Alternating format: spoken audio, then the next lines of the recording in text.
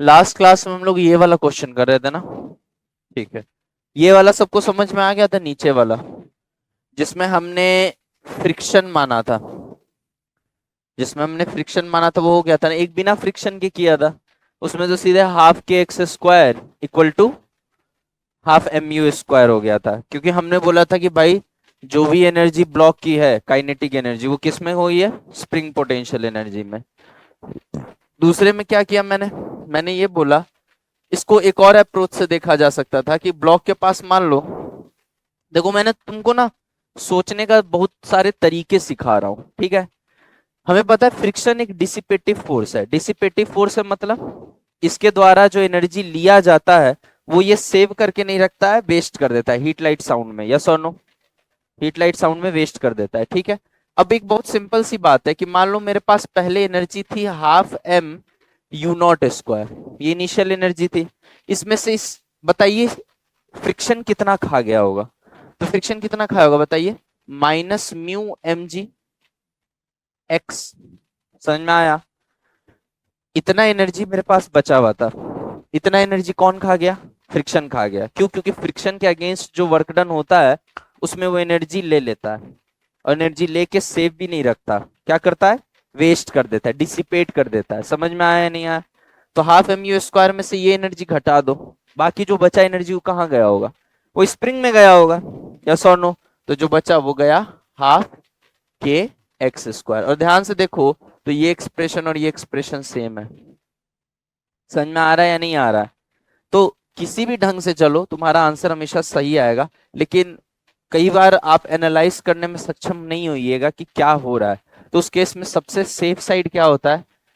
Work energy theorem लगाए। Work energy theorem लगाने से कभी गलत नहीं होगा। गॉट इट और नॉट?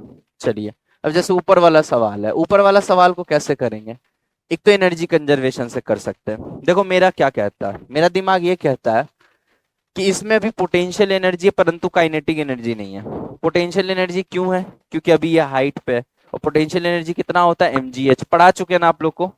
mgh होता है पोटेंशियल एनर्जी, ठीक है। अब जैसे इस ब्लॉक को हम यहाँ से छोड़ेंगे, ये पोटेंशियल एनर्जी किस में कन्वर्ट हो जाएगा? काइनेटिक एनर्जी में। अब इस काइनेटिक एनर्जी से ये चलना शुरू कर देगा, लेकिन फ्रिक्शन इसको छोड़ देगा। फ्रिक्शन भी फोर्स लगातार लग रहा है, डिस्प्लेसमेंट हो ही रहा है, तो फ्रिक्शन का नेगेटिव वर्क है। और नेगेटिव वर्क है मतलब एनर्जी ले रहा है या दे रहा है? ले रहा है, और लेके सेव भी नहीं करता है, ठीक है ना। तो यहां से चलेगा और ये एनर्जी निकल जाएगा उसमें से। जो यहाँ एनर्जी बचेगा उसी बचे हुए एनर्जी से तो ये स्प्रिंग को दबाना शुरू करेगा। नहीं बात समझ में आई? यहां से मान लो ये 10 रुपए लेके चला, स्प्रिंग यहाँ पे 5 रुपए ले लिया, तो यहाँ पे क्या बचेगा इसके पास? 5 रुपए ही ना। उसी तरीके से यहाँ से मान लो 10 जूल एनर्जी लेके चला, तो यहाँ 10 जूल काइनेटिक हो गया, क्योंकि पोटेंशियल पूरा का पूरा सीधे सीधे काइनेटिक में कन्वर्ट होगा। यहाँ तो कोई फ्रिक्शन है नहीं। समझ में आ रहा है या नहीं हो रहा है? अब ये 10 जूल काइनेटिक एनर्जी लेके जब चलना शुरू किया तो अब फ्रिक्शन का वर्क आ गया ना, तो फ्रिक्शन इससे एनर्जी लेना शुरू करेगा। तो 10 से 9 होगा, 9 से 8 होगा, 8 से 7 होगा, 7 से 6 हो जाएगा। तो यहाँ पे कितना एनर्जी के साथ टकराएगा स्प्रिंग से? 10 या 6? 6 जूल के साथ टकराएगा। समझ में आ रहा है या नहीं आ रहा है? लेकिन अब भी यहाँ पे ध्यान दे दीजिएगा कि 6 जूल एनर्जी के साथ जब ये इससे टकराएगा तो ये मत उम्मीद करिएगा कि सिर्फ स्प्रिंग में जा रहा है, फ्रिक्शन में अभी भी जा रहा है। ये कहिए फ्रिक्शन प्लस स्प्रिंग में जा रहा है। यस और नो? मतलब यहाँ के बाद जैसे ही ये स्प्रिंग से भिड़ेगा उसके बाद ये सवाल और ये सवाल सेम हो गया। नहीं आई मेरी बात समझ में? ठीक है।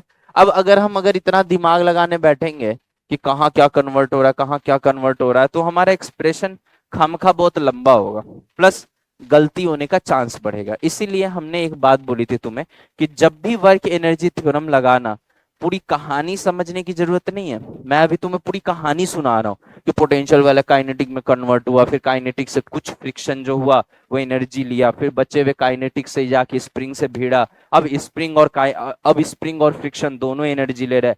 इससे टकराने से पहले तक सिर्फ फ्रिक्शन ले रहा था, टकराने के बाद फ्रिक्शन और स्प्रिंग दोनों ले रहे हैं। ऐसे करके पूरा कहानी समझने की आवश्यकता।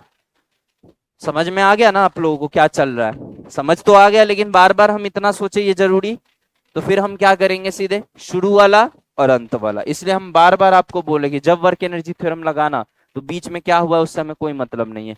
बीच में क्या हुआ उसमें दिमाग लगाओगे पागल हो जाओगे। सीधा शुरू वाला लगा देखना है और अंत वाला देखना। शुरू में इसके पास क्या था? पोटेंशियल एनर्जी था। बोलो यार। ठीक है, mgh। ठीक है। अच्छा पहले तुमको वर्क एनर्जी थ्योरम से सिखा देते हैं, ठीक है, बाद में फिर उसके द्वारा दिखाएंगे, ठीक है। चलिए इधर देखिए, ये नीचे आया ना, ग्रेविटी भी नीचे लग रहा है और ब्लॉक चल भी नीचे रहा है। बताओ ग्रेविटी का वर्क डन पॉजिटिव है कि निगेटिव है?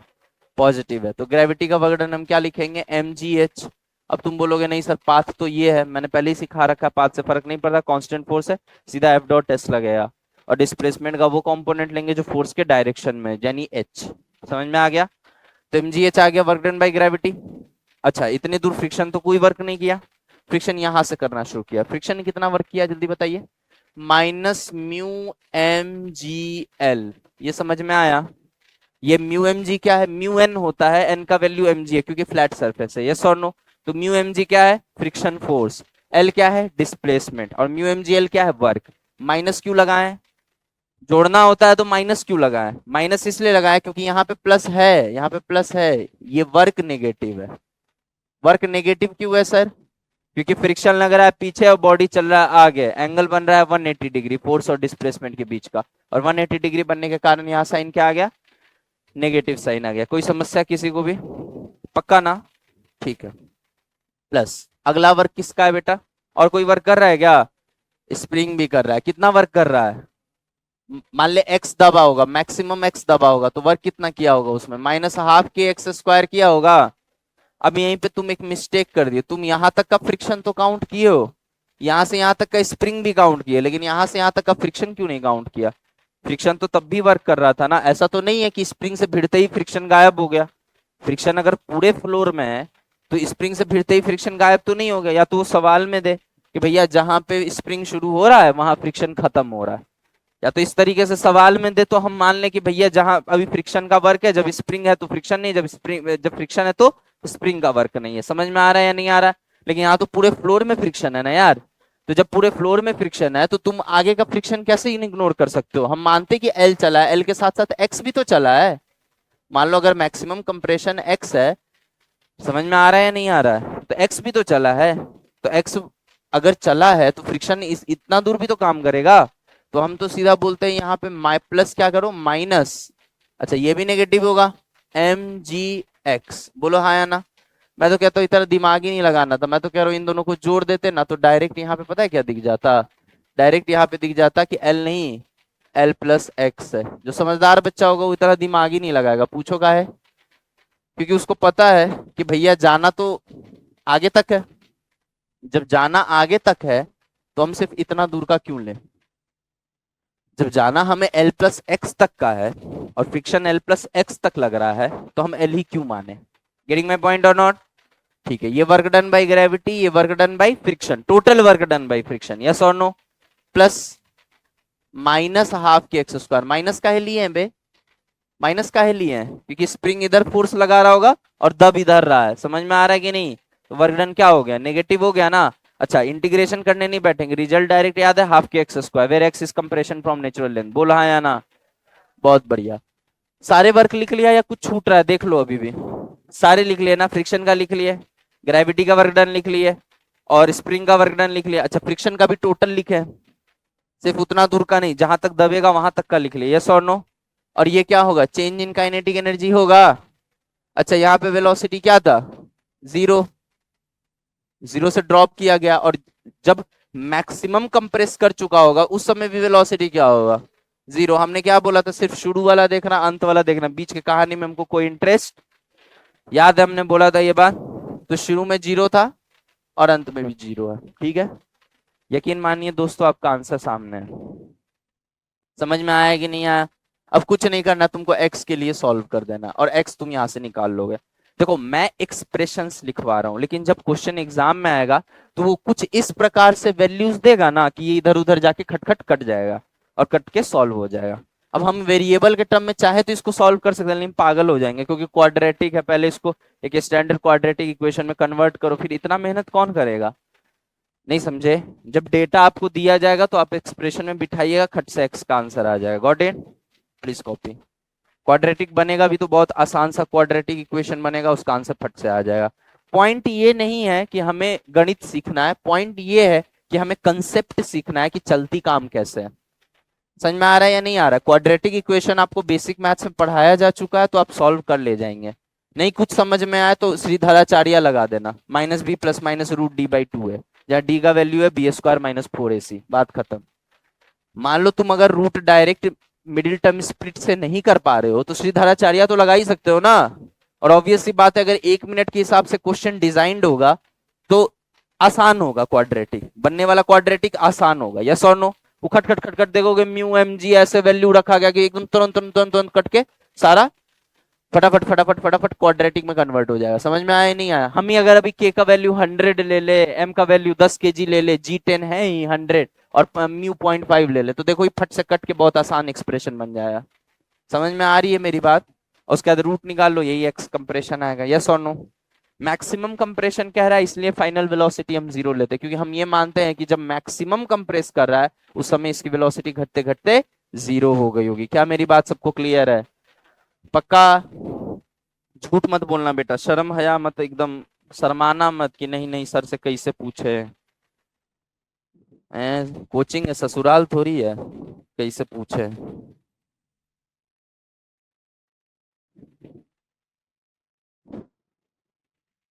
अच्छा कल को ऐसे सवाल भी दे दे, एक ये भी करो रे, पूरे में ही फ्रिक्शन मान लो अब।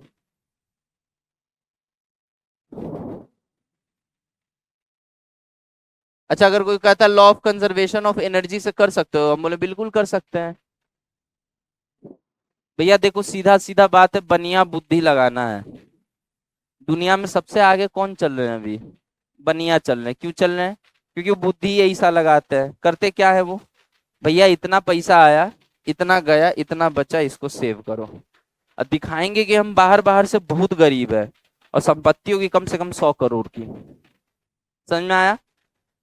अब देख यहाँ पे ध्यान से, पोटेंशियल एनर्जी है mgh। अब कुछ गधे क्या होते, पहले इस पोटेंशियल को काइनेटिक में कन्वर्ट करते, फिर काइनेटिक से घटाना शुरू करते। काहे बे?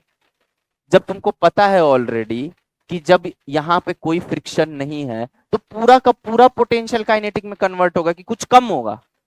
पूरा का पूरा कन्वर्ट होगा ना। बर्बाद तो कुछ हो नहीं रहा। तुम एनर्जी को एनर्जी मानो ही नहीं, तुम एनर्जी को पैसा समझो। और तुमको समझो फ्रिक्शन एक ऐसा वर्क है, फ्रिक्शन के द्वारा किया गया वर्क एक ऐसा एनर्जी का ट्रांसफॉर्मेशन है जिसमें पैसा तो जाता है लेकिन वो डूब जाता है, लॉस में हो जाता है। समझ में आ रहा है या नहीं? जब आदमी अकाउंट्स देखता है तो उसमें थोड़ा बहुत लॉस भी लेके चलता है ना, कि मान लो इधर उधर मिसलेनियस खर्च हो गया, इधर उधर चल गया, चाउमीन खा लिया, मोमो खा लिया, लॉस हो गया। समझ में आएगी नहीं? अब ध्यान से सुनो, यहाँ पे मास m है, ये कितना वर्क डन हुआ भाई? mgh। पूरा का पूरा mgh कन्वर्ट किस में हुआ होगा? काइनेटिक में। दिमाग ही नहीं लगाना है। mgh में से फ्रिक्शन कितना खा गया? मैं तो कुछ नहीं जानता हूं, मेरे को वर्क एनर्जी थ्योरम भी नहीं आता, मैं कॉमन सेंस से इस सवाल को कर सकता था कि mgh जो है भैया हमारे पास है, उसमें से फ्रिक्शनवा खा गया mu mg l plus x. बताइए हाँ या ना? जो बचा वो सारा का सारा स्प्रिंग में गया। बोलो हाँ या ना? और ध्यान से देखिए बेटा, ऊपर वाला और नीचे वाला एक्सप्रेशन सेम टू सेम है, देख लीजिए। बोलिए, ये एनर्जी मेरे पास था, इसमें से फ्रिक्शन इतना खा गया और जो बचा वो सारा का सारा स्प्रिंग को दे दिया, बात खत्म। क्या मेरी बात सबको क्लियर है? तो थोड़ा सा अगर बुद्धि लगाओगे ना तो तुमको फील आ जाएगी कि भाई क्या चल रहा है सिस्टम में। गॉट इट और नॉट? और मान लो जिसके पास एकदम मतलब मानते हैं कि हमारे दिमाग में भूसा भरा हुआ है, दिमाग है ही नहीं, उनके लिए वर्क एनर्जी थ्योरम है।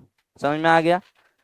इसलिए मैं दोनों पढ़ा देता हूँ ताकि बाद में जाके छीछा लेदर ना हो कि सर मेरे पास तो दिमाग नहीं था, हम पहले ही आपको बोले थे, आपने क्यों दिमाग की एक बात कर दी। जबकि बहुत आसान चीज है लेकिन फिर भी सेफ साइड लेके चलना पड़ता है टीचर को। चलिए इधर देखिए,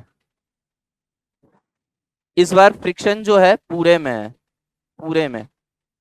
क्या हम इसको कर सकते हैं? किसके माध्यम से करेंगे? ट्रिक के माध्यम से। नहीं समझे? तुम्हारे लिए ये होगा, हमारे लिए ये है और ये है। मतलब मेरे को पता है क्या दिख रहा है? मेरे को ये सीधा दिख रहा है और दिख रहा है कि जो पोटेंशियल एनर्जी कन्वर्ट हुआ अब उसमें फ्रिक्शन भी लग रहा है। फ्रिक्शन सिर्फ L2 ना होके L1 प्लस L2 है। कितने लोगों को मेरी बात समझ में आ गई, मैं जो बोलना चाह रहा हूँ? समझ में आ गया मैं क्या बोलना चाहता हूँ? तुम तीनों को नहीं आया समझ में तो हाथ काहे नहीं खड़ा कर रहे हो? जोर आ रहा है? स्टूपिड। सबको आई है रे समझ में? ए चंदू चैंपियन, तुमको आई समझ में? है? हाँ क्या बोला मैंने? कि मेरे लिए ये ऐसे जा ही नहीं रहा है, मेरे लिए कैसे जा रहा है, ऐसे और ऐसे, और जब ऐसे और ऐसे जा रहा है तो L1 में फ्रिक्शन ले दे। याद है म्यू एम जी एल, यहाँ तो म्यू एम जी L2 पहले से बैठा हुआ है, तो L2 प्लस L1 क्या हो जाएगा, ब्रैकेट में आ जाएगा, म्यू एम जी बाहर आ जाएगा। क्या मेरी बात फील कर पा रहे हैं आप लोग? मैं तो कह रहा हूँ इस सवाल को, ये सवाल समझो ही नहीं, इसको स्ट्रेट मारो खट्टे से, और ये पूरा फ्रिक्शन वाला। नहीं समझे मेरी बात? पॉइंट ऑफ व्यू समझ में आ रहा है मेरा? जल्दी फटाक से आंसर कर, जल्दी आंसर कर फटाक से। म्यू एम जी, नहीं पहले ग्रेविटी का लिखते हैं, एम जी एच। अच्छा एक बच्चा आया क्या लेके, बोला सर जी आपका ट्रिक फेल कर गया। हमने बोला क्या हुआ बेटा? बोला सर एच और L1 दिया ही नहीं था, ये एंगल थीटा दे दिया था और इंक्लाइन का लेंथ दे दिया था। हमने बोला बहुत बढ़िया, बहुत बढ़िया, ट्रिक फेल कर गया ना बेटा, इस बार तो एच और L1 दिया नहीं है। अरे नालायको, ये हुआ L साइन थीटा और ये हो गया L कॉस थीटा। समझ रहे हो ना ये सब चीज? इतना ब्लंट तो नहीं हो। चलो बहुत बढ़िया, इतना ही उम्मीद था तुमसे। एम जी एच माइनस, माइनस क्यों कर रहे हैं भाई? फ्रिक्शन लेता नहीं है, देता नहीं है, लेता है, लेके वेस्ट भी कर देता है साला। L1 प्लस L2, कोई समझदार बच्चा होगा उसको पता है यहाँ x भी आएगा। क्यों x आएगा? क्योंकि दबाएगा तो x आएगा ना, प्लस एक्स। गॉट इट और नॉट? जो बचा वो कहाँ गया? माइनस हाफ, या तो डायरेक्ट इक्वल टू हाफ के एक्स स्क्वायर लिख दो, नहीं तो माइनस हाफ के एक्स स्क्वायर। ये किसका वर्क है? स्प्रिंग का। यहाँ भी स्पीड जीरो और यहाँ भी जीरो, समझ में आया? तो zero minus zero, single step में आंसर। गॉट इट और नॉट? जल्दी कॉपी करिए। नीट की औकात दिखाते तुमको कि नीट में कैसा सवाल आता है। एगो आया बोलता है कि सर एच हाइट से एक ब्लॉक को गिराया गया है। हमने बोला बहुत बढ़िया, और इंक्लाइन में फ्रिक्शन नहीं था। फ्रिक्शन सिर्फ कितना दूर है? प्लेन में। जो शेडेड रीजन है वहां फ्रिक्शन है, जहां शेडिंग नहीं है वहां फ्रिक्शन नहीं है। ठीक है, म्यू मान लीजिए। बोला था ये कितना दूर जाएगा मैक्सिमम, तो भैया जहां ये मैक्सिमम दूर जाएगा वहां वेलोसिटी जीरो हो गया होगा। मैं तो सीधा यही समझता हूँ कि फ्रिक्शन पीछे लग रहा है, चल आगे रहा है, तो ये फ्रिक्शन जो इसकी वेलोसिटी को घटाएगा, और तब तक घटाएगा जब तक इसकी वेलोसिटी जीरो नहीं हो जाती। Simple and clear. यहाँ से भी अगर हम एक गोला जो है ऐसे करके रोल कर देंगे तो थोड़ी दूर जाके रुक जाएगा। काहे रुक जाएगा? फ्रिक्शन लग रहा है। ठीक है, समझ में आया कि नहीं आया? जैसे ही रुक गया फिर अपने आप चलने लगेगा। क्यों? अब टेंडेंसी ऑफ मोशन है ही नहीं, अनम मोशन है, तो फ्रिक्शन लगेगा क्यों? गॉट इट और नॉट? तो रुका है तो रुका रहेगा। गॉट इट और नॉट? अब ध्यान से समझिएगा, पूछा था कि ये डिस्प्लेसमेंट बता दो, तो बड़ी मेहरबानी है।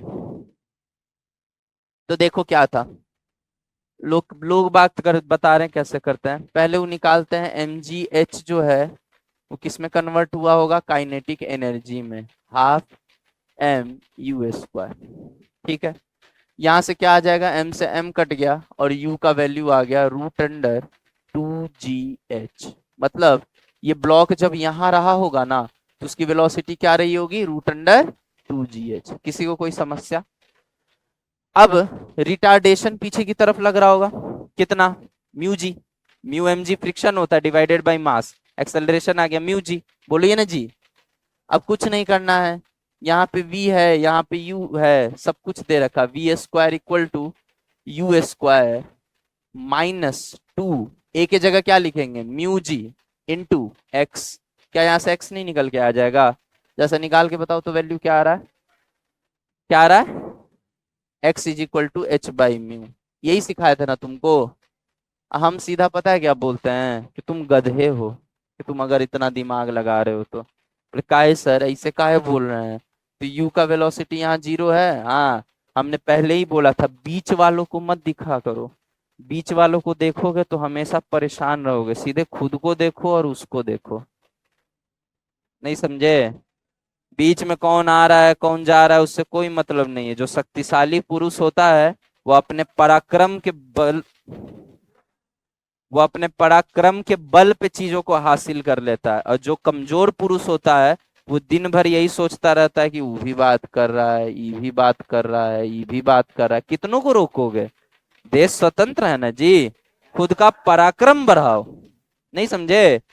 रावण को ले गया सीता, उल्टा बोल, उल्टा, सीता को ले गया रावण, तो सीता को रावण ने क्या बोला कि हमारे पास सोने की लंका है, हम दुनिया के सबसे बलशाली पुरुष है, हमसे विवाह कर लो, छोड़ो राम उम क्या करेगा, बनवासी है। तो क्या बोला सीता, क्या बोली, बोले आने दो, आधा घंटा रुको, समझाएगा वो कि क्या है।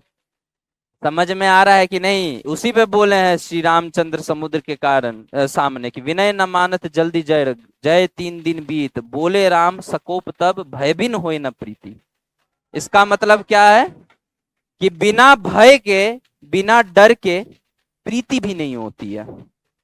मतलब अगर तुमसे किसी को प्रीति होनी है तो उससे पहले भय होगा, क्योंकि ये संसार सिर्फ और सिर्फ भय की सुनता है। तुमसे अगर भय होगा, लगेगा कि भाई तुम काम के आदमी हो, इसके बिना काम नहीं चलेगा मेरा, तभी तुमसे किसी को प्रीति भी होगी। It is included for mother, father, sister, wife, boss, everyone. अब तुम्हारी कोई औकात ही नहीं होगी ना, तो तुमसे तुम्हारे माँ बाप भी प्यार नहीं करेंगे। ये कड़वा सच है। और ये तुम सच्चाई देख पाओगे, अभी नहीं देख पाओगे, जब तुम 30s या 25-30 में आ जाओगे ना, और जब तुम देखोगे कि तुम्हारी परिवार में एक माँ बाप हैं, एक बच्चा आईपीएस बन गया, एक बच्चा अनएम्प्लॉयड है, और जब तुम देखोगे कि माँ बाप दोनों के, ऐसा नहीं कि गोद लिया हुआ है, दोनों अपने तन से पैदा किया हुआ है, ओन ब्लड दोनों बच्चा, और दोनों के जब एटीट्यूड में, मतलब दोनों के प्रति बिहेवियर में जब अंतर देखोगे माँ बाप का, तो तुमको समझ में आएगा कि अरे भाई साहब, माँ बाप ही है ना यार ये, एक को इतना मान रहे हैं, एक को बिल्कुल नहीं मान रहे हैं। लोग कहते हैं माँ का प्यार भगवान का प्यार होता है, भगवान से भी बढ़ के माँ प्यार करती है। अच्छा, 100 करोड़ का मालिक बन जाए, एक करोड़पति रहे, उस दिन माँ का भी प्यार हमने बिकते हुए देखा है पैसे पे। ठीक है, आपने देखा नहीं है इसका मतलब ये नहीं कि वो होता नहीं है। समझ में आया? इसलिए पैसा कमाओ, पराक्रम बढ़ाओ। चलो इधर देखो, इतना दिमाग नहीं लगाना है जी, क्या करना है, सीधे क्या करना है, mgh माइनस म्यू mgx, समझ में आया? इक्वल टू 0 - 0, सीधे x का मान बता, h/म्यू। बताओ कौन ज्यादा आसान था, ये मेथड या एक लाइन का ये मेथड? समझ में आ गया ना वर्क एनर्जी थ्योरम? तो हम फिर से एक बात बोलेंगे, ऐसा नहीं है बिना वर्क पावर एनर्जी के हमारे सवाल नहीं बनते, लेकिन वर्क पावर एनर्जी हमारे फिजिक्स को आसान बनाता है। ठीक है, इसीलिए हम ये बात क्लेम किए थे कि जैसे जैसे तुम आगे जाओगे फिजिक्स तुमको आसान दिखेगी, बस रिलेट करने वाला होना चाहिए कोई। चलिए आगे बढ़ते हैं। नोट कर लिए ना? नोट करके क्या करोगे तुम लोग, ऐसे ही ब्रिलियंट हो। बताइए कितना हाइट तक जाएगा? सवाल समझ में आ रहा है? ये एक स्मूथ इंक्लाइन है, ये थोड़ा दूर रफ है, और फिर स्मूथ है। तो बोला है कि यहां से छोड़ा जाएगा तो ये कितना ऊपर जाएगा, जल्दी बताएं। अरे सीधा बोले तो बनिया बनो, बनिया, तभी जी अंबानी क्या है? हाँ तो वही बनना है, इतना पैसा है, इतना गया, तो जो बचा वो गया हाइट में। नहीं समझ में आया? दिमाग लगाना रे, दिमाग नहीं दिए भगवान। 10 रुपए थे, 4 रुपए ये खा गया, बचा 6 रुपए, तो 6 रुपए के हिसाब से जो हाइट आएगा वो आंसर। नहीं आई मेरी बात समझ में?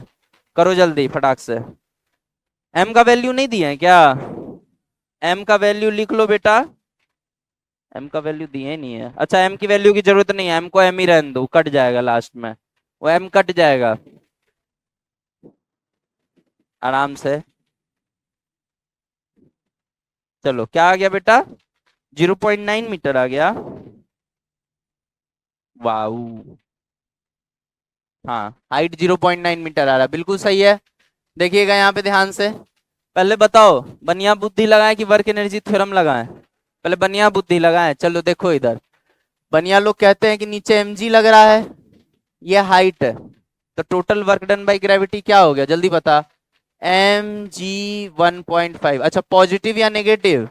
पॉजिटिव। पॉजिटिव मतलब फोर्स भी नीचे, डिस्प्लेसमेंट भी नीचे, तो पॉजिटिव वर्क। अच्छा पॉजिटिव वर्क हो रहा है मतलब एनर्जी दे रहा है, ये एनर्जी दिया है तब ना काइनेटिक एनर्जी आया है, वरना काइनेटिक एनर्जी कहां से आएगा? दिया है तभी ना काइनेटिक एनर्जी आया, बोलो यार। ठीक है, ये एनर्जी आ गया। अच्छा अब इस एनर्जी में क्या होगा, ये खाएगा, कितना खाएगा बेटा जल्दी बताइए, माइनस म्यू, म्यू का वैल्यू रखते जाओ 0.2 mg इंटू लेंथ कितना है रे 3 मीटर। बोलो समझ में आया नहीं आया। अब इस एनर्जी में से ये खप गया तो जो बचा वो वही एनर्जी इसको क्या कहेगा कि चल ऊपर। अब वो एनर्जी किस में कन्वर्ट होगा, वो तो काइनेटिक के फॉर्म में होगा, और कन्वर्ट किस में हो जाएगा पोटेंशियल में। तो हाईएस्ट पॉइंट पे जाके वेलोसिटी 0 हो जाए तो सर एनर्जी गई कहां, पोटेंशियल के फॉर्म में गई ना। वही पोटेंशियल के वजह से तो अब इसका कुछ हाइट हो पा रहा है। मेरी बात समझ में आई, ईमानदारी से बोलेंगे बेटा, चश्मे वाले बच्चे समझ में आ रहा है पक्का। तुम ही से पूछ रहे हैं जी, हरा चश्मा बीच वाले, हाँ ठीक है ठीक है। एमजी में से ये घटा दिए, जो बचा वो कहाँ गया भैया, हाइट अचीव कराने में गया। समझ में आएगी नहीं, तो हो गया mgh। इसको सॉल्व करिए तो पहले तो m से m काट दो, और इसको सॉल्व करिए तो h का वैल्यू क्या आ जाएगा 0.9 मीटर। कितने बच्चों का हो गया आंसर ईमानदारी से, वाह बहुत बढ़िया। इस बार तो हम सिलेक्शन 180 में 180 कम से कम 10 बच्चा को देंगे, 20 को दें, 10 तो तू ही हो गया अकेला। चल देख इधर, अब लगा लेते हैं work energy theorem. Work energy theorem लगा लेते हैं, जिनको लगे भैया हमसे बनिया बनिया बुद्धि नहीं लगता है, सीधे कोई सरल सिंपल सा मेथड बताओ जी, रखे या वैल्यू आंसर आ जाए, हम लोग कुछ नहीं करना, सबका वर्क डन निकाल दो। ग्रेविटी का वर्क डन बता रहे mg 1.5, बोलो यार, माइनस फ्रिक्शन का वर्क डन बता, माइनस है, माइनस क्यों है समझ में आ रहा है ना, क्या आ गया 0.2, बोलो यार mg, और ये कितना है 3। इसके बाद क्या होगा बताओ आगे, माइनस इसका वर्क भी तो देखेंगे। देखो सुनो सुनो ध्यान से सुनो इधर, जब ये नीचे आ रहा था तो वही mg का वर्क पॉजिटिव है, क्योंकि फोर्स भी नीचे और डिस्प्लेसमेंट भी नीचे, बोलो आया ना। लेकिन जब ये ऊपर जा रहा था तो वही mg का वर्क अब नेगेटिव हो चुका है, क्यों, क्योंकि फोर्स नीचे है mg और डिस्प्लेसमेंट ऊपर है, मतलब ग्रेविटी का वर्क डन नेगेटिव है। मतलब ग्रेविटी ले रहा है कि दे रहा है, तो ग्रेविटी ले रहा है तो स्टोर करके रखता है ना, वही पोटेंशियल एनर्जी है। इसलिए हाइट पे कुछ ना कुछ पोटेंशियल एनर्जी रहा होगा। तुमको लिंक हो पा रही है सारी बातें, पक्का ना भैया। जो लेगा और लेके सेव करके रखेगा, तभी तो हम कहते हैं कि कोई भी मास को किसी हाइट पे रखो तो उसके पास पोटेंशियल एनर्जी होती है, काहे होती है, क्योंकि लेके सेव करके रखता है। नहीं आया समझ में, बहुत बढ़िया। हम यहाँ पे जीरो इसको मान रहे हैं, मतलब हमेशा पोटेंशियल एनर्जी किसी को रेफरेंस मान के होता, तो अभी हम ग्राउंड को रेफरेंस मान रहे, तो ग्राउंड पे जीरो मानते हैं हम पोटेंशियल एनर्जी। माई गे माई, समझ में आ रहा है ना। चलिए माइनस mgh, बोलिए यार, इक्वल टू यहाँ भी जीरो यहाँ भी जीरो। ओ हो, देखिए तो ऊपर नीचे वाला एक्सप्रेशन सेम है क्या, खाली ये इधर ले आओ ना, सही में। अब बाकी काट वाट के कर लोगे ना आंसर, बात खत्म, छाप लीजिए। ये है वेट वर्क एनर्जी थ्योरम, ये है बनिया।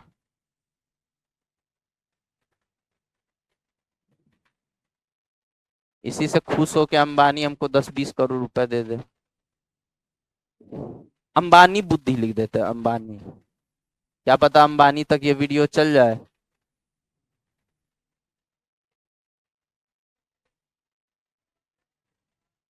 छोटी आएगी,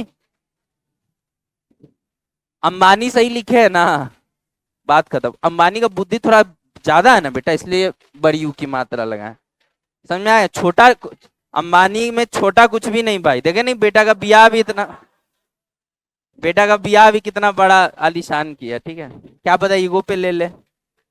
चलो आगे बढ़ते हैं, यहाँ ध्यान दीजिए, बातें मत करिए।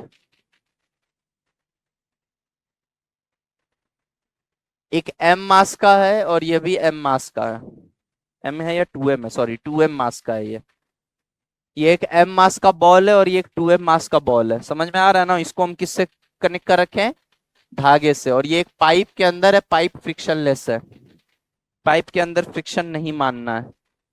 सवाल यह था, सुनिएगा ध्यान से, कान खोल के ध्यान से सुनिएगा। अगर हम एक कैंची लेके आए, कैंची समझते हो ना बे, कैंची से इसको काट दें, खट, इसको नहीं काट रहे भैया, अंदर वाले धागे को नहीं काट रहे हैं, अंदर वाला धागा एज इट इज है, बाहर वाला जो धागा है जो इसको दीवार से कनेक्ट करके रखे हुए उसको काट रहे हैं, समझ में आ गया। तो ये नीचे जाएगा पूरा, नीचे जाने के बाद क्या होगा, थोड़ी देर बाद ये m वाला मास यहाँ आ चुका होगा, बोलो यार। और ये धागा तो अभी भी इंटैक्ट है, और ये 2m वाला मास इधर आ चुका होगा। बोलो हाँ या ना। पूछा गया था जब सिस्टम में m वाला मास नीचे आ जाएगा और 2m वाला और नीचे होगा ऑफ कोर्स, तो उस समय इसकी वेलोसिटी क्या रही होगी। लगाइए दिमाग।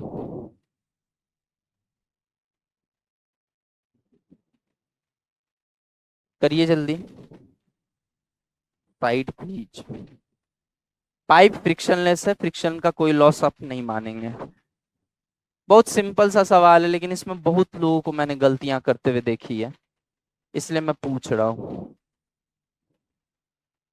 हाँ, ये जो है ना बेटा, ये सर्कुलर आर्क के फॉर्म में, क्वाड्रेंट के फॉर्म में, ठीक है ना, ये बताना भूल गया मैं। और इसका जो रेडियस है, जिस सर्कल का ये पाइप पार्ट है, ये पाइप जो है किसी सर्कल का पार्ट रहा होगा ना, उस सर्कल का रेडियस आर है। ये सवाल में दिया हुआ था कि ये पाइप जिस सर्कल का पार्ट है उसका रेडियस आर है। ठीक है, लगाइए दिमाग। फोन आ रहा है जो तुम्हारा, चमक रहा है वो, घड़िया चमक रहा है। हाँ, क्वेश्चन वापस से बताएं, वापस से।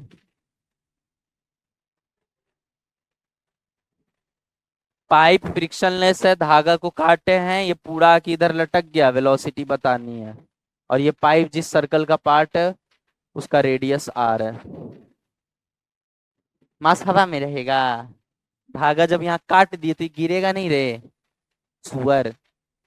जैसे ही यहाँ से काटेंगे ये गिरेगा ना ऐसे करके, जब यहाँ पहुंच जाएगा तो वेलोसिटी बताना है। जल्दी बताइए। क्या? √2 GR/3। देख लेते हैं आंसर, सबका ही गलत है। √2/3 GR ब्रैकेट में 1+π, ये आएगा आंसर। कोई बात नहीं, बोला ना ये सवाल बहुत आसान है, लेकिन अच्छे अच्छों से नहीं होता है। ठीक है, क्यों नहीं होता उसका कारण बता देते हैं। देखो बहुत सिंपल सवाल है, इधर ध्यान दे रहे, इधर। जैसे तुमने काटा, ठीक है, ध्यान रखना है कि ये वाला धागा गया, ये वाला धागे को तो कुछ नहीं हुआ, ये तो पाइप के अंदर है। अब जब ये गिरना शुरू होगा तो बताओ ये गिरेगा या दोनों साथ साथ गिरेंगे। क्यों दोनों साथ साथ गिरेंगे? क्योंकि जो धागा पाइप के अंदर है वो अभी भी इंटैक्ट है, तो वो तो साथ साथ लेके चलेगा दोनों को। समझ में आ रहा है? अच्छा, दोनों साथ साथ आगे गिरे, यहाँ पे यहाँ तक आ गए। अब सिंपल सी बात है भैया, हम एक ही बात जानते हैं, जो वर्क डन होगा वो पूरा का पूरा काइनेटिक एनर्जी में चल गया होगा, क्योंकि फ्रिक्शन कुछ ले तो रहा नहीं है। नहीं समझ में आया? जो वर्क डन बाई ग्रेविटी होगा। अच्छा, वर्क डन बाई ग्रेविटी क्या होता है भैया? ग्रेविटेशनल फोर्स है, और अगर नीचे की तरफ डिस्प्लेसमेंट है तो ग्रेविटी कुछ ना कुछ वर्क किया होगा ना, कुछ ना कुछ पॉजिटिव वर्क किया होगा, मतलब एनर्जी ग्रेविटी दे रहा है, क्यों ना दे, पोटेंशियल एनर्जी के फॉर्म में सेव्ड है इसमें, तो वही वापस लौट आ रहा है। कोई बॉडी जब ऊपर से नीचे आती है तो चल क्या रहा होता है? उसके अंदर जो पोटेंशियल एनर्जी थी हाइट के वजह से, वो कन्वर्ट हो रही होती है काइनेटिक एनर्जी में। मतलब बेसिकली ग्रेविटी कह रहा होता है कि भैया तुमको ऊपर लेके गए थे तो हमने एनर्जी ले लिया था और उसको पोटेंशियल एनर्जी के फॉर्म में सेव करके रखा था, अब जब तुम नीचे आ रहे हो तो वापस तुमको वही पोटेंशियल एनर्जी लौटा रहे हैं जो काइनेटिक एनर्जी के फॉर्म में मैनिफेस्ट होगा। क्या मेरी बात सबको क्लियर है? समझ में आ रहा है ना? तो कोई भी चीज नीचे गिरता है तो क्या होता है, उसमें जो स्टोर्ड पोटेंशियल एनर्जी वो काइनेटिक एनर्जी में कन्वर्ट हो रहा होता है। यस और नो? हाँ, अगर यही फ्रिक्शन घुसा देते या कोई दूसरा फोर्स घुसा देते, समझ में आ रहा है या नहीं यार? जैसे मान लो फ्रिक्शन घुसा देते तो फ्रिक्शन डिसिपेटिव फोर्स है, वो भी वर्क करता, वो भी एनर्जी लेता, लेके उड़ा देता हीट लाइट साउंड के फॉर्म में, वेस्ट कर देता। समझ में आया कि नहीं आया? तो जो पोटेंशियल है उसका एक हिस्सा तो वेस्ट हो जाता, जो बचता वो काइनेटिक में जाता। बोलो हाँ या ना? या फिर कोई दूसरा फोर्स भी होता तो यही चीज होता। मान लो वो फोर्स ले नहीं रहा होता, उल्टा दे रहा होता, तो क्या होता? पोटेंशियल प्लस वो फोर्स का वर्क, ये दोनों मिलकर काइनेटिक दे रहे होते। नहीं आया समझ में? और अगर वो फोर्स लेने वाला होता एनर्जी तो क्या करता? जो पोटेंशियल है उसमें से कुछ घट जाता, वो तो वो ले गया, जो बचा वो काइनेटिक में दिखता। समझ में आया कि नहीं आया? क्या मेरी हिसाब किताब आप लोग को पल्ले पड़ रही है कि मैं क्या बोलना चाह रहा हूं? लेकिन यहाँ पे ना कोई लेने वाला है ना कोई देने वाला है, तो सीधी बात है भैया कि पोटेंशियल एनर्जी किस में कन्वर्ट होगा? काइनेटिक में कन्वर्ट होगा। क्या मेरी बात सबको क्लियर है? बहुत बढ़िया। तो हम कैसे करें, वर्क एनर्जी थ्योरम से करें, कैसे करें तुम बताओ? वर्क एनर्जी थ्योरम से ही कर लेते हैं पहले, चलिए ठीक है। ठीक है, बढ़िया बुद्धि से 1 सेकंड में हो जाता है, लेकिन चलिए वर्क एनर्जी थ्योरम से ही कर लेते हैं, ठीक है। वर्क डन बाय ग्रेविटी बताइए भाई, इस छोटे वाले मास पे कितना वर्क डन हुआ है? mgr हुआ है। पूछे क्यों? क्योंकि हमको पाथ से घंटा मतलब नहीं है, हम सीधा हाइट देखते हैं। mgr, गॉट इट और नॉट? अब दूसरा वाला पे भी तो ग्रेविटी वर्क किया है, 2m पे। अब गलती पता है बच्चा, पता है क्या कर देता है, उसको लगता है कि अगर m नीचे r आ रहा है तो 2m भी तो नीचे r ही आ रहा होगा। यही गलती होती है बच्चों से, जबकि 2m r नीचे नहीं आ रहा है। भैया समझिएगा ध्यान से, ये पाथ पहले कर्व्ड था, तो अगर मैं इसका लेंथ तुमसे पूछूं कि इस धागे का लेंथ कितना होगा, इस धागे का लेंथ कितना होगा, अगर मैं तुमसे पूछूं तो वो क्या होगा? πr/2 होगा, यस और नो? तो जब स्मॉल मास m यहाँ आया होगा ना, तो ये धागा जो घुमा हुआ था अब तो सीधा हो गया, तो ये लंबाई कितनी होगी? πr/2। समझ में आया या नहीं आया? इसका मतलब ये जो 2m मास है, ये r नीचे आया है या πr/2 आया है? πr/2 आया, समझ में आ गया? तो इसके साथ क्या आएगा? mg, 2m है ना, 2mg πr/2। चमका, 2 से 2 गया, ये सबके द्वारा नेटवर्क डन है। ये किसके बराबर होना चाहिए? Change in kinetic energy. Final kinetic energy क्या होगा? हाफ m लिखूं, 2m लिखूं, या सीधे 3m लिख लूं? पूछो सीधे 3m क्यों लिखा है मैंने? क्योंकि भाई ये दोनों धागे से कनेक्टेड हैं, तो इनका स्पीड जो भी होगा सेम होगा। समझ में आया या नहीं आया? तो मैं m और 2m नहीं, इनको एक साथ 3m देखूंगा। समझ में आया?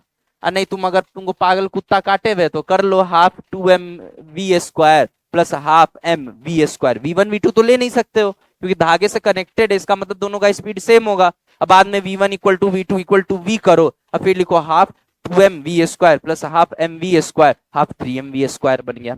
या तो तुम गधों की तरह ये काम करो, और नहीं तो क्या करो, सीधे इसको एक साथ मान लो। समझ में आया कि नहीं आया? अच्छा, माइनस इनिशियल काइनेटिक एनर्जी क्या था? 0 था, क्योंकि दो सब रुके हुए थे। तो final kinetic energy minus initial kinetic energy, क्या यहाँ से हम v का वैल्यू प्राप्त कर सकते हैं? आगे गणित है, कॉपी कर लीजिए। समझ में आ रहा है वर्क एनर्जी पावर तुम लोग को? बहुत घटिया, बहुत आसान चैप्टर है। वो पगला आया, बोलता सर प्रोजेक्टाइल, मारे में इतना मार की बेहोश हो जाएगा। आ गया हिमांशु समझ में? और तुम्हारा परम मित्र कहाँ है आज? गांधी जी है? लेट हो गया? उसको पीटते उठते नहीं हो तुम लोग? पीटते उठते नहीं हो उसको? पिट जाता है। उसको पीटा करो यार, वो पढ़ाई नहीं कर रहा है आजकल। आगे बढ़े। आगे चल के बहुत दिक्कत होगा, उसका शादी भी नहीं होगा, क्योंकि शकल सूरत तो इंशाल्लाह देख ही रहे हो कैसा है। इंशाल्लाह नहीं, माशाल्लाह, सॉरी। पढ़ाई करेगा नहीं, कैसे होगा?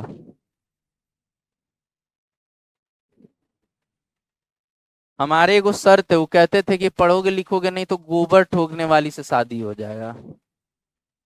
हैं? होगी तो सही, मतलब उसमें भी तुम लोग खुश हो? बड़ा संतोषी हो यार। जब सुबह सुबह 10 ठो गाली देके जगाएगी ना, तब समझ में आएगा। मना लेंगे भाई, तुम लोग से हम नहीं जीत सकते हैं, तुम लोग से कोई जीत नहीं सकता है। हाँ, इसे भी जमाना जो आ गया, लड़की से शादी हो जाए, यही बहुत बड़ी बात है।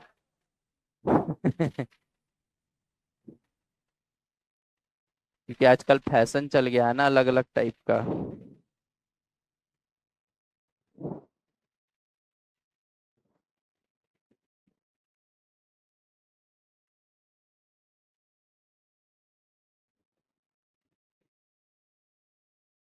जल्दी करो रे।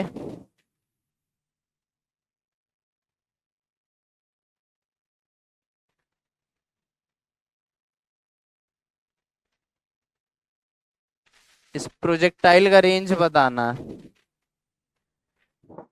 ऐसा 3-4 ठो पहाड़ बना देता ना तो बच्चा को कॉन्फिडेंस आ जाता है कि हम अच्छा अच्छा सवाल किए हैं। पागलपंती की कोई सीमा नहीं है देश में, समझ में आया? लिमिट्स। इधर देखे सारे बच्चे, नोट बाद में करना, देखो इधर पे, ओए पहाड़ है फ्रिक्शनलेस, तो देखो क्या हुआ होगा, बच्चे कैसे करते हैं, यहाँ पे पोटेंशियल, फिर इनको कन्वर्ट करते हैं काइनेटिक में, फिर हाइट गया पोटेंशियल, फिर कन्वर्ट किए काइनेटिक में, फिर पोटेंशियल, फिर काइनेटिक में, अब फिर जो लास्ट में बचता है उसको देखते हैं। बोले अरे सुअर, इतना मेहनत काहे कर रहे हो? अगर मान लो यहाँ से हम 10 पहाड़ बना दिए होते तो तुम 10 में potential kinetic potential kinetic potential kinetic करते, नहीं समझे? पोटेंशियल को पहले कन्वर्ट करेगा पूरा काइनेटिक में, फिर काइनेटिक को कन्वर्ट करेगा यहाँ पोटेंशियल में, क्योंकि नीचे आया तो ऊपर भी जाएगा, फ्रिक्शनलेस है, वेलोसिटी तो है ही सही, और कम हो नहीं रही है तो ऊपर जाएगी ना। ऊपर जाएगी तो कौन सा फोर्स रोके ऊपर जाने से? ग्रेविटी, तो ग्रेविटी के द्वारा वर्क डन नेगेटिव हो जाएगा, तो पोटेंशियल में वो स्टोर हो जाएगा। समझ में आया नहीं आया? फिर नीचे आएगी, फिर ऊपर जाएगी। इतना कौन दिमाग लगाए भाई? हम कहते हैं कि इतना दिमाग मत लगाया करो बेटा, पहली बात तो है नहीं तो लगाया ही मत करो। मैं सीधा कहता हूं कि भाई यहाँ देखो और यहाँ देखो, बात खत्म। देख रहे हो ट्रिक कहाँ कहाँ काम आता है? अरे हमको मतलब ही नहीं, देख समझ, 50 GH आएगा, नहीं 50 GH नहीं आएगा, 50 mg आएगा, mgh होता है ना, h 50 है, 50 mg आया, 30 mg गया, बचा कितना? 20 mg। फिर नीचे आएगा तो फिर 50 mg, फिर से आएगा ना 30, 20 तो पहले से था, 30 और आ गया तो 50 mg यहाँ आ गया, फिर 40 mg गया, यहाँ क्या बचा? 10 mg, 10 mg से फिर नीचे आएगा, फिर 50 mg, अब फिर 30 mg, बचा कितना लास्ट में? 20 mg। तो भैया यहाँ से डायरेक्ट यहाँ देख लिए होते। नहीं आई मेरी बात समझ में? पोटेंशियल से का, अरे यहाँ 0 है, सॉरी यहाँ 50 mg है, यहाँ क्या हुआ? 0, पास सारा का सारा 50 mg किस में कन्वर्ट हो गया? काइनेटिक में, तो हम काइनेटिक को 50 mg कह रहे हैं, ठीक है ना? अब ये किस में गया? पोटेंशियल में, किस में? 30 mg, बचा कितना? 20 mg, 20 mg का काइनेटिक हो गया, उसके वजह से आगे और बढ़ेगा, जैसे ही आगे बढ़ा फिर नीचे आ गया, तो 20 पहले से था, 30 और नीचे आ गया तो कितना बढ़ गया? 50, फिर -40 mg, यहाँ क्या बचेगा? 10 mg का काइनेटिक, फिर नीचे आएगा 10 + 40 50। अरे मैं तो कह रहा हूं जितना जुड़ रहा है, जितना घट रहा है उतना जुड़ रहा है, जितना घट रहा है उतना जुड़ रहा है, तो क्या फर्क पड़ेगा? मेरी बात नहीं समझ में आई? क्या बोलना चाह रहा हूं मैं, समझ में आया? जब ये यहां से यहां उतरा तो कितना एनर्जी आया? 50 mg आया ना बे। जितना घटा, ए भगवानी क्या हो गया, जितना घटा उतना जुड़ा, जितना घटा उतना जुड़ा, फाइनली घटा। Getting my point? तो हम तो सीधा देखेंगे 50 mg से उतरा और 30 mg पे गया, तो 50 mg - 30 mg, यहाँ क्या बचेगा? 20 mg। नहीं आई बात समझ में? नहीं आई बेटा? तुमको ये बात नहीं समझ में आ रहा है कि अगर ये यहां से नीचे आएगा तो mgh का जो पोटेंशियल होगा वो काइनेटिक में कन्वर्ट होगा। अब इसके पास जो काइनेटिक बचा है, जब ये ऊपर की तरफ जाएगा तो घटेगा ना। मान लो इसका हाइट h है, तो जितना घटा नीचे वापस आया तो उतना ही बढ़ गया। तो हम तुमको 10 रुपए देके वापस से 10 रुपए ले लिए, तो तुम्हारे पास एनर्जी कितना रहा? मान लो तुम्हारे पास पहले से 50 रुपए था, उसमें हम 10 रुपए डाले और 10 रुपए निकाल लिए, कितना रहा पैसा? 50 रहा ना। तो वही हम कहना चाह रहे हैं कि यहाँ 50 mgh, मतलब 50 mg आ गया, mgh का मान 50 ले रहे हैं, तो 50 mg यहाँ रहा, जितना घटा उतना जुड़ा, जितना घटा उतना जुड़ा, तो यहाँ पे क्या होगा? एनर्जी 50 mg होगा ना बे। और जब यहाँ एनर्जी 50 mg है तो फाइनली क्या घट रहा है? 30 mg घट रहा है। समझ में आ रहा है या नहीं हट आ रहा है? तो 30 mg अगर घट रहा है तो यहाँ क्या बचेगा? एनर्जी 20 mg बचेगा। तो हम सीधा बोल रहे हैं यहाँ देखो और यहाँ देखो, तो ये बात समझ में आ गई क्यों ऐसा कह रहे हैं? चाहे 15 पहाड़ डाले, चाहे 75 पहाड़ डाले, चाहे 500 पहाड़ डाल दे, हम सीधे शुरू वाला देखेंगे और अंत वाला देखेंगे, बात खत्म। क्योंकि energy always remains conserved, energy can neither be created nor be destroyed. नहीं आया समझ में? बात खत्म। चलो ध्यान से देखो इधर, अब इधर क्या है बेटा? एनर्जी जल्दी बताइए। 20 mg। अच्छा ये तो पोटेंशियल है, ये पोटेंशियल क्या, सॉरी ये तो काइनेटिक है। 50 mg था, उसमें से 30 mg तो क्या हो गया? Potential energy. बचा कितना? 20 mg ना, तो 20 mg ही तो काइनेटिक होगा। तो यहां से हम क्या निकाल सकते हैं? ½ m वी स्क्वायर। इससे हम क्या कैलकुलेट कर सकते हैं बच्चों, जल्दी बताइए। v equal to root under 400 दिख रहा होगा, बोलो हाँ या ना। इसका वैल्यू क्या आ गया, 20 मीटर पर सेकेंड। मतलब हमें ये पता चल गया कि ये जो बॉडी है इसका वेलोसिटी क्या रहा होगा, 20 मीटर पर सेकेंड। क्यों ऐसा हम बोल पा रहे हैं, क्योंकि भैया पोटेंशियल जो है वो यहाँ क्या कन्वर्ट हो गया, काइनेटिक में। 30 mg का पोटेंशियल अभी भी बचा हुआ है, लेकिन 20 mg का पोटेंशियल काइनेटिक में कन्वर्ट हो चुका है। तो 20 mg को हम काइनेटिक से इक्वेट किए तो वेलोसिटी आ गया, बोलो हाँ या ना। समझ में आ गया सबको। 50 पे था, अभी 30 पे है, तो घटा एनर्जी कितना, 20 mg घटा ना। तो ये कहाँ जाएगा, जो पोटेंशियल घटा है वो कहाँ जाएगा, काइनेटिक में जाएगा ना, क्योंकि फ्रिक्शन फ्रिक्शन कुछ है नहीं, कोई खा नहीं रहा है ना कोई दे रहा है, तो जो घटा है वो सारा का सारा किस में जाएगा, काइनेटिक में जाएगा।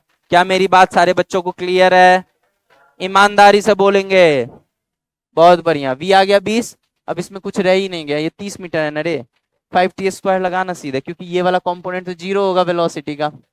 प्रोजेक्टाइल पढ़ा चुके हैं, सर फोड़ दूंगा अगर नहीं आया तो। ये वाला वेलोसिटी जीरो है, हाइट क्या है 30, 5t² लगा सकते हैं ना। इससे क्या आ जाएगा, यहां से यहां आने का टाइम, और जितना टाइम में यहां से यहां आ रहा है उतने देर में ये अपना जलवा दिखा रहा है, बोलो हाँ या ना। जल्दी बताइए क्या होगा, 5t² इक्वल टू क्या होगा, जल्दी छेदी छेदी बोलो। 13, अरे क्या आ गया, 6। टी का वैल्यू क्या आ गया, रूट अंडर 6 आ गया। कोई बच्चा है होनहार जो रूट 6 का वैल्यू बता दे। 2.4 होता है, 2.4 होता है, पक्का ना टकले।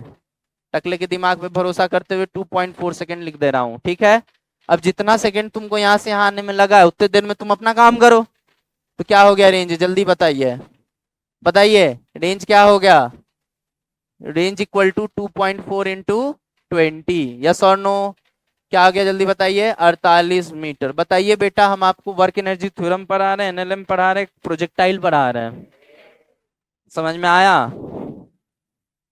एक दिन आएगा जिस दिन हम शुरू करेंगे इलेक्ट्रोस्टैट से और खत्म करेंगे काइनेमेटिक्स पे, और उसके बीच के जितने भी चैप्टर्स हैं वो सारे एंटर करा देंगे, वो दिन भी आएगा। और जब इस लेवल के सवाल आप 3-4 सॉल्व कर लेते हो ना, तो आपका फिजिक्स से डर ही खत्म हो जाता है, ये क्या ही कर लेगा, क्योंकि तुम लिंक करना सीख गए हो ना अब चीजों को। और जिस दिन तुम लिंक करना सीख जाओगे उसके बाद फिजिक्स तुमको डराएगा नहीं, उसका नीट का क्वेश्चन तुमको बच्चा लगेगा। शर्त यह है कि समझ समझ के पढ़ना है, ध्यान पूरा क्लास में रखना है, ठीक है। समझिएगा नहीं तो आगे जाके दिक्कत हो जाएगा, चाहे ना आए एक बार में समझ में, पूछ लीजिए, पूछ लीजिए, उसमें कहीं कोई दिक्कत नहीं। जैसे वो बच्ची का हमको अच्छा लगता है वो पूछ लेती है, ठीक है, उसी बहाने हमको कई बच्चे दुआ दे रहे होंगे, उसको भी और हमको भी, कि हम भी सोच रहे थे पूछ ले, लेकिन ये मेरे बल्ले पूछ ली। समझ में आ रहा है। तो अगर सामने वाला टीचर थोड़ा इरिटेट भी होता है तो भी पूछा करो, हम खुद कह रहे हैं, क्यों, क्योंकि फिर जो हम बताएंगे ना वो दूसरा मेथड से बताएंगे, तीसरा मेथड से बताएंगे, कोई तो एक क्लिक करेगा। शर्माना मत बेटा, क्योंकि एक बार समझ जाते हो ना फिजिक्स को तो वो जीवन भर के लिए तुम्हारा अपना हो जाता है। Got it. चलिए अच्छा, एक बच्चा आया, बोलता सर जी एक और सवाल था। बोला कि सर ये किस वेलोसिटी से यहाँ आके टकराएगा। हमने बोला बहुत आसान है, एक्स वाला तो घंटा नहीं बदलता है, 20 का 20 ही रहेगा, बोलो रे। और 1 सेकंड में 10 से वेलोसिटी बढ़ती है, शुरू में 0 थी तो 2.4 सेकंड में कितना बढ़ गया होगा, 24 बढ़ गया होगा। तो ये वाला कंपोनेंट 24 हो गया। तुमको समझ आ रहा है या फिर बस ऐसे ही मुड़ी डुला रहे हो, समझ आ रहा है ना बे। एक्स वाला पे कोई फर्क नहीं पड़ता, पढ़ा रखा है। और वाई वाला 1 सेकंड में 10 से बढ़ता है, क्योंकि ग्रेविटी के इन्फ्लुएंस में गिर रहा है, यस और नो। तो 1 सेकंड में अगर 10 से बढ़ता है तो 2.4 सेकंड में कितना बढ़ जाएगा, 24। तो ये 20 आ गया, ये 24 हो गया। किस वेलोसिटी से टकराया है, तो पहले तो इसका रिजल्टेंट निकालो, 20 स्क्वायर प्लस 24 स्क्वायर का अंडर रूट। समझ में आ गया। ये कौन सी वेलोसिटी आई जिससे ये टकराया, उसका मैग्नीट्यूड बताएगा कि किस स्पीड से टकराया होगा। गॉट इट और नॉट। गधे हैं वो लोग जो इतना मेहनत करेंगे। हम सीधा बोलते कि भैया यहाँ पे इसके पास था पोटेंशियल एनर्जी 50 mg, बोलो हाँ या ना। और यहाँ पे पोटेंशियल एनर्जी 0 हुआ, पूछो का है, क्योंकि हाइट ही नहीं है, तो सारा का सारा एनर्जी कहाँ गया होगा, काइनेटिक में गया होगा ना। तो हम तो सीधा बोलेंगे कि भैया 50 mg equal to half m, यहाँ पे स्पीड v मान लो, v स्क्वायर, m से m गया, 500, 1000, 1000 का अंडर रूट। देख ले जरा, इसको अगर कैलकुलेट तू करेगा ना तो ये भी रूट अंडर 1000 के आसपास आएगा। करके देख लो क्या आ रहा है, क्या आ रहा है, ये 976 आ रहा है ना, और ये कितना आ रहा है 1000, लगभग लगभग सेम होगा वैल्यू। ये 976 इसलिए आया क्योंकि 2.4 एग्जैक्ट नहीं है, 2.4 से थोड़ा बड़ा वैल्यू होगा। समझ में आ रहा है या नहीं आ रहा? अगर एग्जैक्ट लोगे ना, एग्जैक्ट लोगे तो ये भी 1000 आएगा, ये भी 1000 आएगा। बता अब वर्क पावर एनर्जी आसान है या फिर प्रोजेक्टाइल लगाना आसान है? वर्क पावर एनर्जी आसान है ना। अब हमको दिमाग ही नहीं लगाना। अब कोई आके हमसे पूछेगा ना कि भैया हम ना एक बॉल लिए, एक बॉल को ऐसे फेंक दिए, एक को ऐसे फेंक दिए और इसको ऐसे फेंक दिए, तीनों को वी वेलोसिटी से फेंके, बताइए तो भैया जमीन से टकराने वाली स्पीड क्या होगी? नहीं समझ में आया? एक एक ही समय में तीनों वेलोसिटी नहीं दिया है, ये मुमकिन नहीं है। एक बार वी से ऐसे फेंके, एक बार वी से ऐसे फेंक दिया और एक बार वी से ऐसे फेंक दिया। और अगर मेरी तरह घटिया आदमी होगा ना, तू एंगल भी दे देगा, ये 30 डिग्री, ये 60 डिग्री, ताकि तुम, ये वैल्यू भी दे देगा, हाइट का मान 45 मीटर, जानबूझ के ये वैल्यूज भी दे देगा ताकि तुम देखो और इसको प्रोजेक्टाइल का सवाल समझो। अब बच्चा क्या करेगा, इसके लिए अलग कैलकुलेट करेगा, इसके लिए अलग कैलकुलेट करेगा, इसके लिए अलग, फिर सोचेगा यार इस बार नीट में पेपर लेंदी था क्योंकि 3 वेलोसिटी दे दिया था।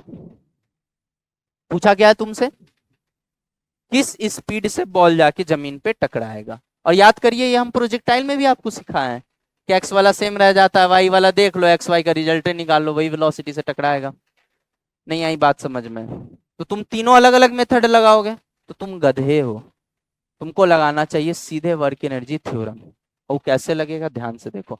हम सीधा पता है क्या बोलेंगे, हम बोलेंगे भैया, ओ भैया, mgh ग्रेविटी के द्वारा वर्क डन है, इसमें किसी को कोई संशय है? चाहे तुम चचा, ए चचा, तुम चाहे ऐसे आओ, चाहे ऐसे आओ और चाहे ऐसे आओ, हम सीधे शुरू वाला पकड़ते हैं और अंत वाला पकड़ते हैं और उसका वो कंपोनेंट लेते हैं जो वेट के अलोंग हो। हाइट क्या सबके लिए सेम आएगा, वर्क डन सबका mgh आएगा। क्या इसमें किसी को कोई संशय? बेटा हम नोट्स बना रहे हैं, जब हम पढ़ा रहे तुम नोट्स बना रही हो तो कैसे समझ में आएगा तुमको आंटी? पूरा फूल पौधा पहन के आ गई है सुअर कहीं की। इधर देख, हम ऐसे आए चाहे ऐसे आए चाहे ऐसे आए, ग्रेविटी का वर्क डन क्या होगा, mgh होगा कि नहीं होगा? बहुत बढ़िया, ग्रेविटी ने mgh वर्क किया है, इसके अलावा कोई और दूसरा फोर्स है?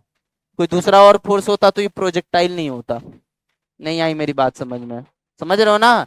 मेरे हर इशारों को समझते जाओ चंदू, मेरी हर इशारे बहुत इंपॉर्टेंट होते हैं। हम प्रोजेक्टाइल बोल रहे हैं मतलब सिर्फ और सिर्फ ग्रेविटी के इन्फ्लुएंस में हो रहा होगा, गॉट इट और नॉट? और सिर्फ work done by gravity equal to, अरे भैया ये क्या हो गई, चेंज इन काइनेटिक एनर्जी, तो हाफ एम, मान ले वी डैश से टकराया होगा, बोलो ना बे, वी डैश से टकराया होगा तो half M V dash square minus zero. Zero ही तो होगा, शुरू में तो रुका नहीं, शुरू में जीरो नहीं है, जीरो नहीं है, half half M v square. भाई तीनों केस में इनिशियल वेलोसिटी वी है। अच्छा एक सबसे अच्छी बात पता है क्या है, काइनेटिक एनर्जी के एक्सप्रेशन में वी वेलोसिटी नहीं स्पीड होती है। पूछो क्या है, स्क्वायर स्पीड का ही किया जा सकता है, मतलब वेलोसिटी का मैग्नीट्यूड ले लेना है। जब मैग्नीट्यूड ले लेना है तो डायरेक्शन से फर्क ही नहीं पड़ता, मैग्नीट्यूड तो तीनों का वी है, तो डायरेक्शन का बात ही खत्म हो गया। कंफ्यूजन का कोई स्कोप नहीं छोड़ना चाहता हूं मैं। तुम्हारे दिमाग में आ रहा होगा कि भाई तीनों केस के लिए सेम एक्सप्रेशन कैसे हो गया, एक वेलोसिटी इधर एक इधर एक इधर है। भैया हाफ एम वी स्क्वायर में मैग्नीट्यूड ले रहे हैं और मैग्नीट्यूड को घंटा डायरेक्शन से मतलब नहीं है, तो तुम्हारे लिए इधर हो इधर हो इधर हो, मैग्नीट्यूड तीनों का सेम है। बोल हाँ या ना? क्या मेरी बात फील आ गई? तो हम सीधा बोल सकते हैं अब यहाँ से क्या आएगा, एक काम कर 2 से मल्टीप्लाई कर दे पूरे एक्सप्रेशन को, एम को काट दे, तो क्या आ गया 2gh आ गया। ये हमको दिख रहा पता है क्या, v dash square equal minus v square, इसको उधर भेज दो रे, तो वी डैश की वैल्यू पता है क्या आ जाएगी, वी स्क्वायर प्लस 2gh। एक सेकेंड, एक मिनट रुकना रे, फाइनल वेलोसिटी का square equal to initial velocity का स्क्वायर प्लस 2gh। भैया हम पढ़ा कर रहे हैं बे तुमको, इक्वेशन ऑफ मोशन पढ़ा रहे हैं या वर्क एनर्जी थ्योरम पढ़ा रहे हैं? देखो ना, वी डैश को जैसे वी रखा, मतलब आज के बाद तुम ऐसे फेंको, चाहे ऐसे फेंको, चाहे ऐसे फेंको, चाहे ऐसे फेंको, फेंकने के अलग अलग स्टाइल होते हैं। 2014 में कुछ और फेंका जाता था, 18 में कुछ और फेंका गया, 24 में कुछ और फेंका गया, ठीक है। तो फेंकने के अपने अपने स्टाइल हो सकते हैं, लेकिन चाहे जैसे फेंको, अगर हमको वेलोसिटी का मैग्नीट्यूड पता है तो खेल हम यही कर देंगे।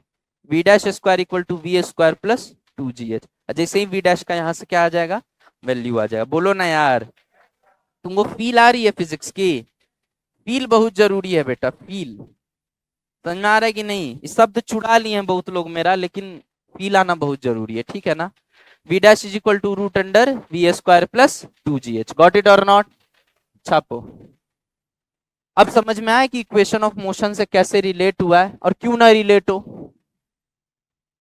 बेटा का शकल बाप से ही तो मिलेगा, नहीं मिल रहा है तो दिक्कत है। तो यहीं से तो डेराइव हुआ है सब। अरे ने गधो, याद नहीं है हाफ एम, यहीं से ना ये पैदा हुआ है। याद आया? तो क्यों ना शकल मिले, शकल मिलना तो स्वाभाविक है। गॉट इट और नॉट? तो एक सिंपल सी बात है भैया, ये क्वेश्चन प्रोजेक्टाइल मोशन का था ही नहीं। अगर तुमसे असर्शन कल को ये दे के और रीजन में बोलता है कि वर्क एनर्जी थ्योरम या एनर्जी कंजर्वेशन से हम समझ सकते हैं कि तीनों की वेलोसिटी सेम होगी, या रीजन इसके अलावा कुछ दे देता है, तो सीधा बोलना है assertion is true, reason is false.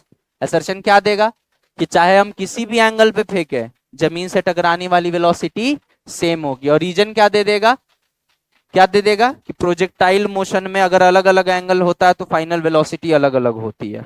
तो रीजन तो ऐसे ही असर्शन से मैच नहीं कर रहा है। बोलो हाँ या ना? Got it? तो क्या फॉल्स है, असर्शन या असर्शन रीजन ने देखे स्टेटमेंट 1 स्टेटमेंट 2 बना देगा।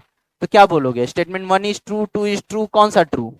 1 इज ट्रू, 2 इज फॉल्स। और तुम जाके अगर फ्री टाइम अगर तुम्हारे पास हो तो तुम ये काम करके देख लेना, एक कोई डेटा ले लेना और कोई रैंडम एंगल ले लेना, और तुम सॉल्व करके देखना, मैथमेटिकली तुम यहाँ कंक्लूजन तक पहुंचोगे कि तीनों में वेलोसिटी, भाई देखो एक्स वाई बदल सकता है लेकिन रिजल्टेंट तीनों में सेम आएगा।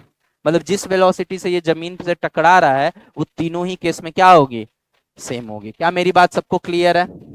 बहुत बढ़िया। एंगल एंगल वेरी करेगा, समझ में आ रहा है कि नहीं? वेलोसिटी की मैग्नीट्यूड की बात कर रहा हूँ, डायरेक्शन की नहीं। हो सकता है यहाँ वी डैश जो है जमीन से 30 डिग्री बना रहा हो, यहाँ 60 बना रहा हो, वहां 90 तो नहीं, खैर जो भी है। गॉट इट और नॉट? एंगल वेरी करेगा, डायरेक्शन वेरी करेगा, लेकिन जो मैग्नीट्यूड है 20 मीटर प्रति सेकंड मान लो, तो ये अगर 20 मीटर प्रति सेकंड से टकरा रहा है तो ये भी 20 से ही टकराएगा, वो भी 20 से ही टकराएगा। क्या मेरी बात सबको क्लियर है? हाँ बोलिए।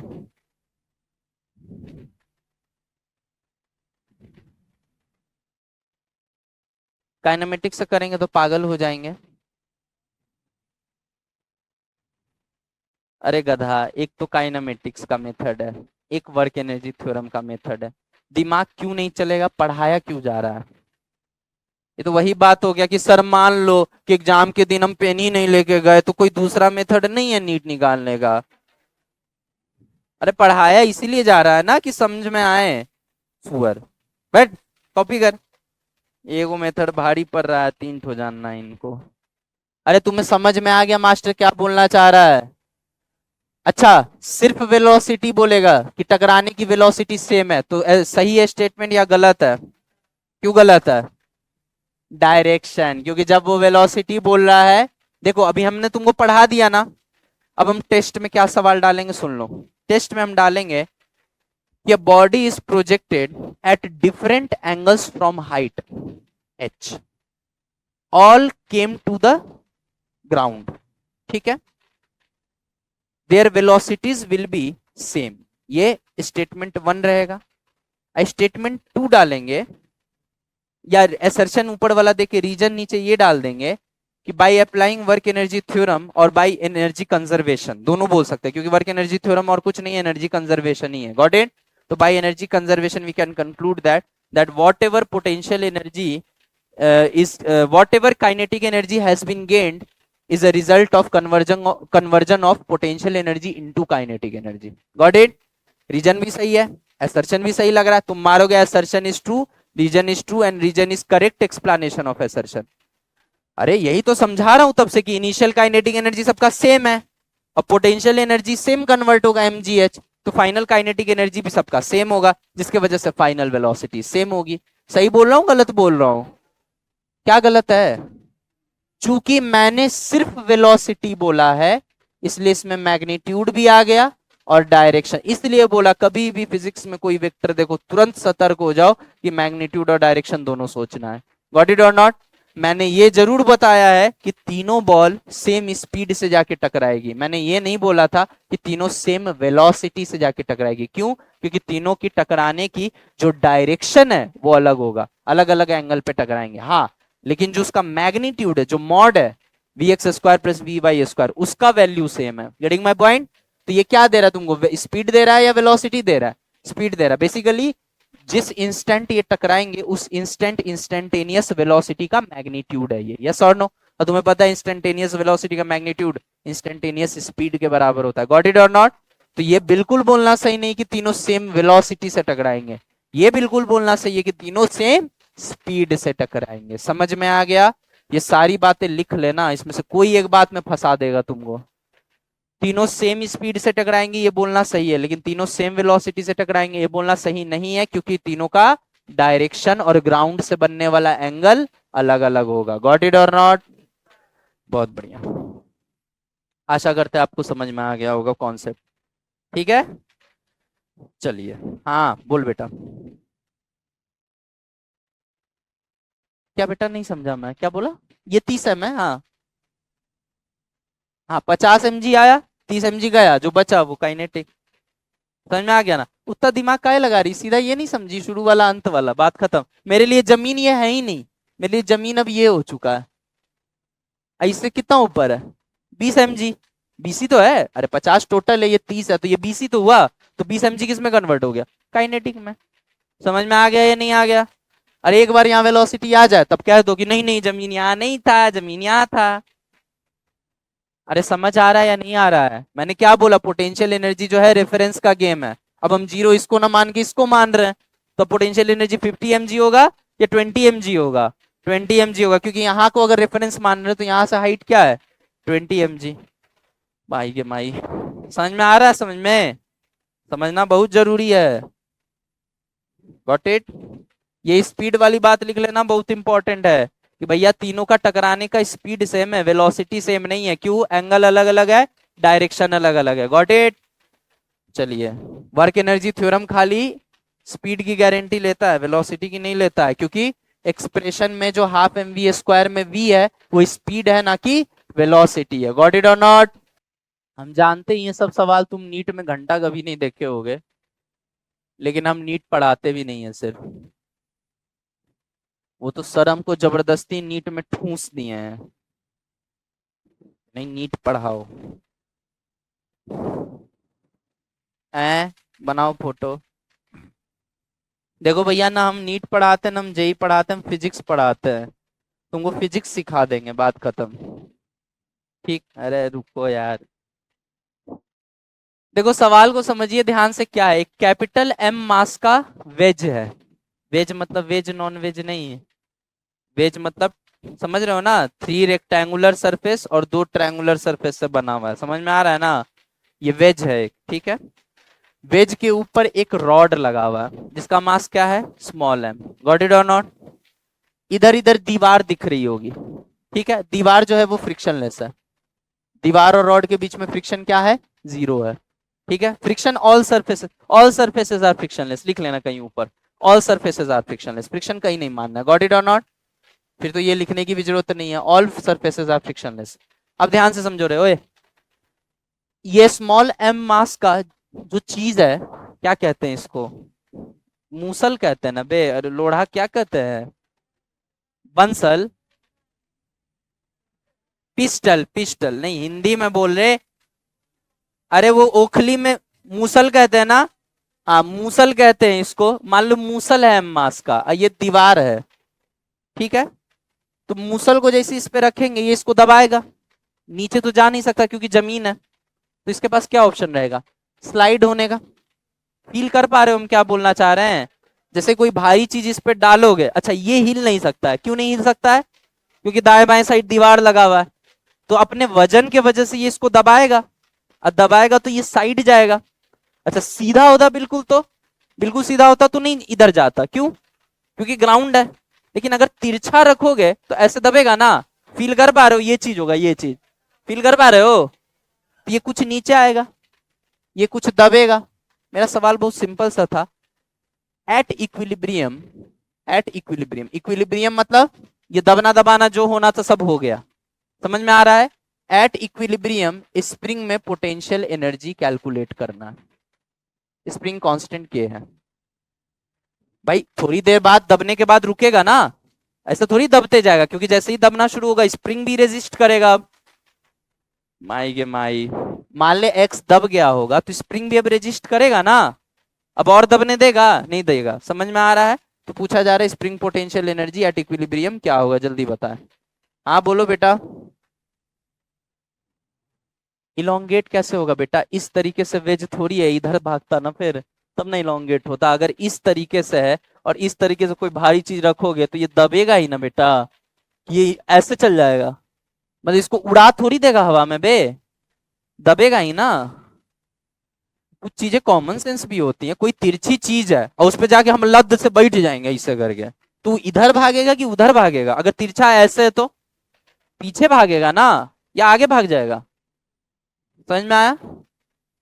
इस एग्जाम्पल में ही इसका आंसर छिपा हुआ है। अब आप दिमाग लगा सकते तो ठीक है, और नहीं तो फिर भगवान मालिक है आपका।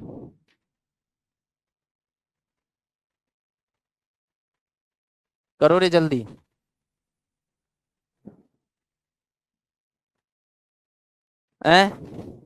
mg tan थीटा सही है आंसर। ये तो वो निकाला बे तूने, वो तो स्प्रिंग में दबाव निकाला। अब दबाव निकल गया तो क्या करना है, हाफ के एक्स स्क्वायर रख दो, वैल्यू ले जाके। सही है, बहुत बढ़िया चित्रांश, वेरी गुड। अब तुम फॉर्म में आ गए हो। चलिए इधर देखिए सब लोग, विराट कोहली के भाई एंड बहनें इधर ध्यान दें।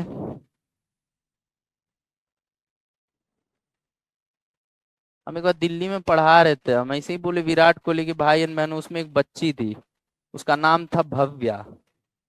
अभी वो मेडिकल कॉलेज में है, ठीक है, भव्या जैन।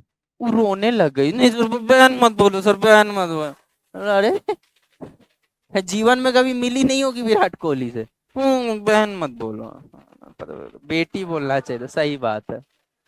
और चिढ़ जाती नहीं। चलो इधर ध्यान दो, ध्यान से देखो रे नालायको। मान लो इसको जितना दबना है दब गया होगा, हम इक्विलिब्रियम की बात कर रहे हैं, ठीक है ना? तो समझो ये इस पे नॉर्मल इधर लगाएगा और ये इस पे नॉर्मल इधर लगाएगा, बोलो हाँ या ना? हमने पहले ही बता रखा है कि नॉर्मल हमेशा सरफेस के परपेंडिकुलर लगता है। अच्छा, कुछ गधे के बच्चे इसको वेज कांस्टेंट के नाम से पढ़ाते हैं, अलग ही टॉपिक है न्यूटन्स लॉ में, वेज कांस्टेंट तुम्हें पढ़ना नहीं है, लेकिन तुमसे हम सवाल बनवा देंगे। ठीक है, पढ़ाएं हम क्या वो हमको भी नहीं पता, लेकिन सवाल बनेगा तुमसे। अब ध्यान से देखो, ये सरफेस एक दूसरे के परपेंडिकुलर है, तो ये इस पे फोर्स किधर लगाएगा, इधर। तो ये इस पे फोर्स किधर लगाएगा, इधर।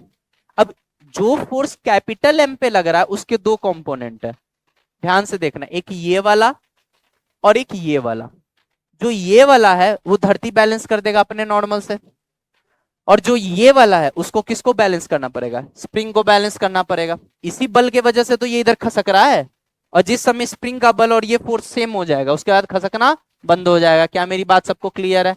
उसी प्रकार से जो फोर्स ये इस पे लगा रहा है ऊपर, ये ऊपर वाला फोर्स किस पे, मूसल पे कि वेज पे? मूसल पे है ना ये वाला। उसके भी दो कंपोनेंट होंगे, एक ये वाला और एक ये वाला। नहीं आई बात समझ में यार? अरे एक्शन रिएक्शन बना रहे हैं चाचा, ये इस पे लगाया एक्शन तो ये इस पे लगाएगा reaction, third law, and acts on two different bodies. क्या मेरी बात सबको क्लियर है? अच्छा, यहाँ पे भी ये कंपोनेंट ये इसका, इसको इधर भगाना चाहेगा, लेकिन भाग पाएगा? क्यों नहीं भाग पाएगा, दीवार लगा हुआ है। नहीं आई बात समझ में? और इसका जो ये वाला कंपोनेंट है, ये वाला, ये क्या करेगा, ये इस मूसल को बैलेंस करके रखेगा, क्योंकि इसका वजन है ना, वजन की वजह से नीचे गिरना चाहिए, लेकिन अब नीचे गिरना बंद हो गया। इसका मतलब यह है कि ये वाला कंपोनेंट अब इसके वेट को बैलेंस कर पा रहा है। क्या मेरी बात सबको क्लियर है? अब ध्यान से सुनना मैं जो कह रहा हूं, इस मूसल का वेट क्या है, स्मॉल mg। अब मैं मूसल को अलग से बना दे रहा हूं सिर्फ क्लैरिटी के लिए। मूसल का वेट क्या है नीचे, स्मॉल mg, और ऊपर क्या लग रहा है, ये n है ना बे, ये थीटा मान ले। ठीक है, थीटा दिया नहीं था, अंडरस्टूड है थीटा है, ठीक है ना। ये थीटा तो ये कितना होगा थीटा, तो ये 90 माइनस थीटा, तो ये कितना हो जाएगा थीटा, गॉट इट और नॉट। तो ये क्या हो गया जल्दी बता, ये हो गया N cos theta. N sine theta का कोई काम नहीं है, पूछो क्या है।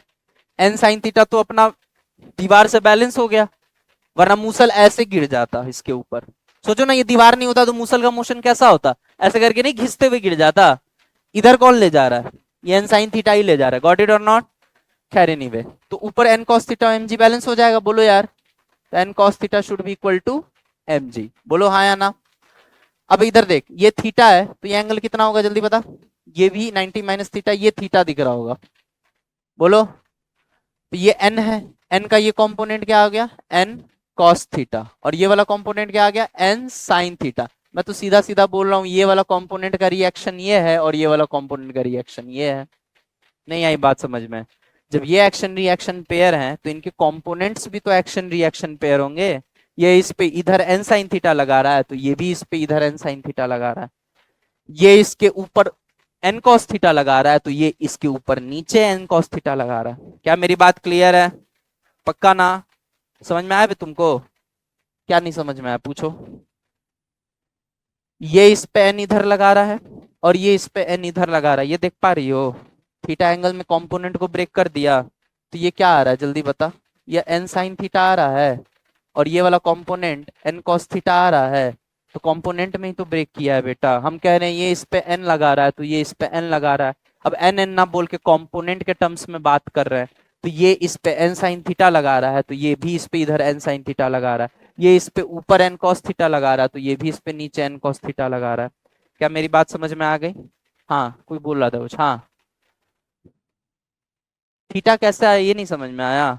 ये थीटा है तो ये 90 माइनस थीटा हुआ, ये परपेंडिकुलर, सॉरी ये थीटा है तो ये थीटा हुआ पैरेलल से, तो ये 90 माइनस थीटा होगा क्योंकि नॉर्मल हमेशा परपेंडिकुलर टू द सरफेस होता है। तो ये कुल 90 डिग्री ये थीटा है तो ये क्या हो जाएगा 90 माइनस थीटा हो जाएगा, ये 90 माइनस थीटा तो ये क्या हो जाएगा थीटा हो जाएगा। यही तो सिखा रहे बेटा। उसी तरीके से ये थीटा है तो ये क्या हो जाएगा 90 माइनस थीटा, और ये नॉर्मल है सरफेस के परपेंडिकुलर, कुल 90 है तो ये 90 माइनस थीटा, 90 में से 90 माइनस थीटा घटाओगे तो ये क्या आ जाएगा थीटा ही तो आएगा। अब समझ में आ गया, सबको क्लियर है, पक्का ना। तो अब कुछ करना ही नहीं, हाँ बोलिए बेटा। मैंने ये बोला था कि ये जो एन कॉस थीटा लग रहा है इसके वजह से वेज को नीचे जाना चाहिए, तो नीचे इसलिए नहीं जा पा रहा है क्योंकि जमीन भी तो है नीचे, ये नीचे की जमीन इसको सपोर्ट कर रही है। वो तुम्हारे स्ट्रेस नहीं है कि नीचे क्यों नहीं जा रहा, तुमको ये देखना है कि इधर क्यों जा रहा है। नहीं आई बात समझ में भाई, सिंपल सी बात है, वेज के ऊपर हम हाथी भी बिठा देंगे तब भी ये वेज नीचे नहीं जाएगा। क्यों नहीं जाएगा, क्योंकि जो जमीन है वो उसका नॉर्मल इतना होता है कि वो उसको नीचे जाने नहीं देता है। हमारा कंसंट्रेशन फोकस इस पे नहीं है कि वेज नीचे क्यों नहीं जा रहा है, वो इसीलिए क्योंकि ग्राउंड इतना इनफ नॉर्मल प्रोवाइड कर दे रहा है कि हमारा एन cos थीटा को बैलेंस कर ले रहा है। हमारा कॉन्सेंट्रेशन कहाँ है, हमारा फोकस कहाँ है कि वेज इधर क्यों जा रहा है, तो इधर किसके वजह से जा रहा है एन साइन थीटा की वजह से जा रहा है। समझ में आ गया। अच्छा ये एन साइन थीटा की वजह से इधर जा रहा है तो ये क्यों नहीं इधर जा रहा है, क्योंकि दीवार है। समझ में आ गया। चलिए कुछ दिमाग नहीं लगाना, हम बस एक लाइन फिर से रिपीट कर दे रहे भाई, ये इस पे नॉर्मल ऊपर लगा रहा है, ये इस पे नॉर्मल नीचे लगा रहा है, और हमने नॉर्मल को ब्रेक कर दिया जैसे आज तक फोर्स को ब्रेक करते आ रहे हैं, बात खत्म। समझ में आ गई। इसको भी दो पार्ट में ब्रेक कर दिया, इसको भी दो पार्ट में ब्रेक कर दिया। अब तुम सोचोगे ये एन cos थीटा क्या करेगा, कुछ नहीं करेगा, जमीन का नॉर्मल बढ़ाएगा। समझ में आ रहा है या नहीं आ रहा है। फोकस किस पे करना है, खसका किसके वजह से होगा कॉस या साइन, तो साइन पे फोकस करेंगे। उसी प्रकार से ये जो है एन साइन थीटा ये क्या कर रहा होगा, कुछ नहीं कर रहा होगा, दीवार का नॉर्मल बढ़ा रहा होगा, वरना दीवार नहीं होता तो यही एन साइन थीटा इसको ले बीतता। समझ में आया नहीं आया। तो इसका वेट कैसे बैलेंस हो रहा होगा, एन cos थीटा से बैलेंस हो रहा होगा, गॉट इट और नॉट। तो हमने कुछ नहीं किया, N cos theta equal to small m g लिख दिया, यहां से cos थीटा बताइए क्या आ गया, जल्दी बताइए। cos थीटा की वैल्यू क्या आ गई जल्दी बताइए, या ऐसे करो ना, चलो ना, एन cos थीटा था ना ये एम जी, ठीक है। अच्छा एन साइन थीटा क्या होगा, कि एक्स के बराबर होगा ना बे। एन साइन थीटा जितना होगा उतना ही तो स्प्रिंग को दबाना पड़ेगा ताकि दोनों बराबर हो जाए। मान लो एक्स दबाओ तो के एक्स हो गया, तो एन साइन थीटा को कौन प्रोवाइड कर रहा होगा के एक्स। अब कुछ मत करो, एन साइन को काटना है तो अपना वही पुराना तरीका डिवाइड कर दो, तो टेन थीटा क्या हो गया के एक्स बाई एम जी। अब समझने वाले को यहाँ पे पूरा खेल समझ में आ गया होगा कि जब साला साइन कॉस का कुछ आता है ये डिवाइड कर देता है। ऐसे ही tan theta equal to A by G भी आया था, याद कर। कभी ए बाई जी बोलता है, कभी Q E by M G बोल। समझ में आ रहा है या नहीं? Q E by M A हो गया, जी होता है, सर्कुलर मोशन में जाके वही ओमेगा स्क्वायर आर हो जाएगा। क्या मेरी बात समझ में आ रही है आपको? ठीक है, आगे की चीजें छोड़िए। tan theta equal to k x by M जी आ गया कि नहीं आ गया? तो एक्स का मान बताइए क्या आ गया? M g tan theta by k आ गया। मतलब कितना स्प्रिंग दबा होगा ये आ गया। अच्छा, स्प्रिंग इतना ही दबा होगा ये आप श्योरिटी से कैसे कह सकते हैं? ऐसे कह सकते हैं कि एन साइन थीटा इसको दबा रहा है, तो तब तक दबेगा जब तक इसका फोर्स और एन साइन थीटा बराबर ना हो जाए, और इसका फोर्स के एक्स होता है, जहां एक्स क्या है? नेचुरल लेंथ से कंप्रेशन। क्या मेरी बात सबको क्लियर है? तो स्प्रिंग फोर्स पता चल गया, ये पता चल गया, दोनों बराबर हो गए मतलब रुक गया। गॉट इट और नॉट? अच्छा, ये रुका हुआ है, उसी समय ये भी रुका हुआ, और ये रुका हुआ, मतलब इसका N cos theta m g के बराबर हो गया होगा। बोलो हाँ या ना? बस सब इस तरीके से मैनेज होगा कि सब एक दूसरे के बराबर हो गए, तभी सब रुके हुए हैं। सबके ऊपर नेट फोर्स जीरो है। इसके ऊपर भी नेट फोर्स जीरो हो गया, कैसे पता सर? एन कॉस थीटा ने एमजी को बैलेंस कर लिया। इसके ऊपर भी नेट फोर्स जीरो है, कैसे पता सर? एन साइन थीटा को के एक्स ने बैलेंस कर लिया। बोलो हाँ या ना? और उस केस में जब हमने डिवाइड किया तो tan थीटा के एक्स बाई एम जी निकला। थीटा हमको पता है, एम जी पता है, के पता है, एक्स ही तो पूछ रहा है। मतलब वो एक्स का वैल्यू बताइए, यानी वो कंप्रेशन इन स्प्रिंग बताइए जिसके लिए ये सब कुछ रुक जाए। तो क्या है वो? M g tan theta by के।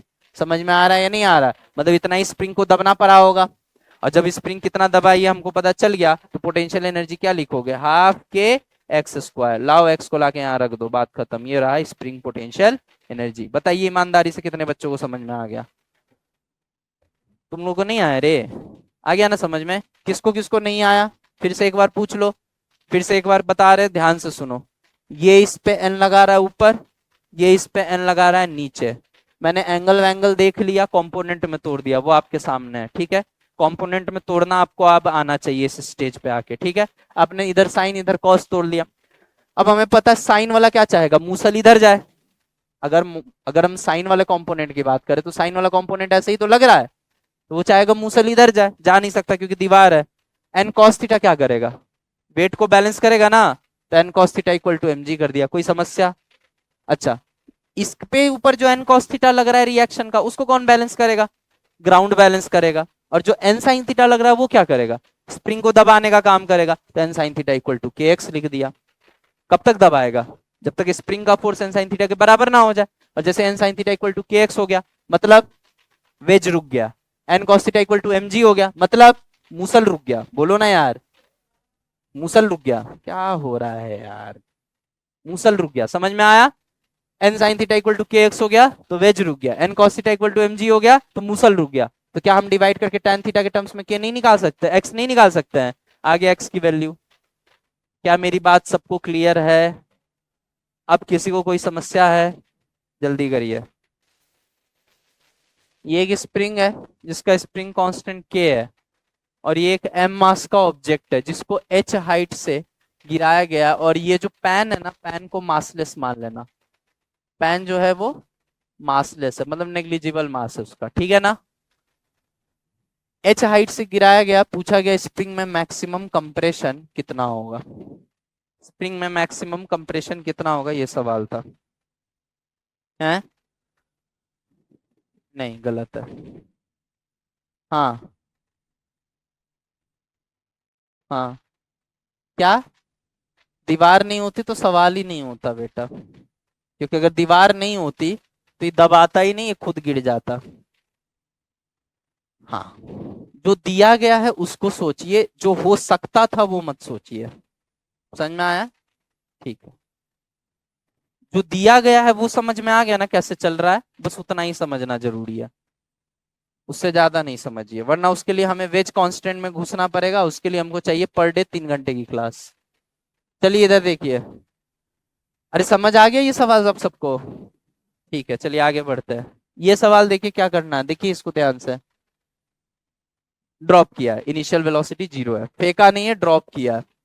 अब इसमें पता है बच्चा क्या करता है? बच्चा सीधे सोचता है सर यहाँ से यहाँ पोटेंशियल, अब हो जाएगा स्प्रिंग में, है ना? तो वो सीधे लिखता है m ji h is equal to half के एक्स स्क्वायर। यही तुमने गलती कर दी, ये गलत है। क्यों गलत है? ध्यान से समझिएगा।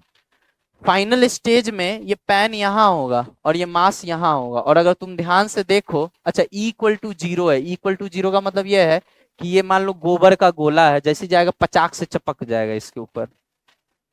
गोबर करते हुए गाय को नहीं देखे हो? तो जमीन पे जाके बाउंस करता है कि चिपक जाता है? चिपक जाता है ना, तो ये गोबर का गोला है। इसी को आगे जाके हम बोलेंगे परफेक्टली इन इलास्टिक कोलिजन, ठीक है? कोलिजन जब पढ़ाएंगे तब तुमको बस इतना ही समझना है फिलहाल कि इक्वल टू जीरो का मतलब ये इसमें जाके चिपक जाएगा। Got it? और चिपकने के बाद नीचे जाएगा। अब बच्चा गलती क्या करता है, वो ये देखना भूल जाता है कि भैया एम मास एक्स भी तो नीचे गया है। मान लो एक्स मैक्सिमम कंप्रेशन है, मतलब सारा का सारा पोटेंशियल किस में चल गया होगा? स्प्रिंग में चल गया होगा, और तो कोई दूसरा है नहीं। बोलो ना यार। स्प्रिंग का फोर्स ऊपर, डिस्प्लेसमेंट नीचे। स्प्रिंग का वर्क नेगेटिव है, मतलब वो ले रहा है। ग्रेविटी नीचे, डिस्प्लेसमेंट भी नीचे। ग्रेविटी का वर्क पॉजिटिव, यानी ग्रेविटी दे रहा है, तो ग्रेविटी दे रहा है, स्प्रिंग ले रहा है। तीसरा और कोई फोर्स तुमको दिख रहा है? हाँ दिख रहा है, तो बताओ कोई कोई तीसरा फोर्स दिख रहा हो तो? नहीं दिख रहा है ना?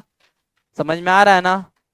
तो भाई सीधी सी बात है कि हम कह सकते हैं कि एम जी, एच नहीं, एच प्लस एक्स, इतना पोटेंशियल एनर्जी घटा है।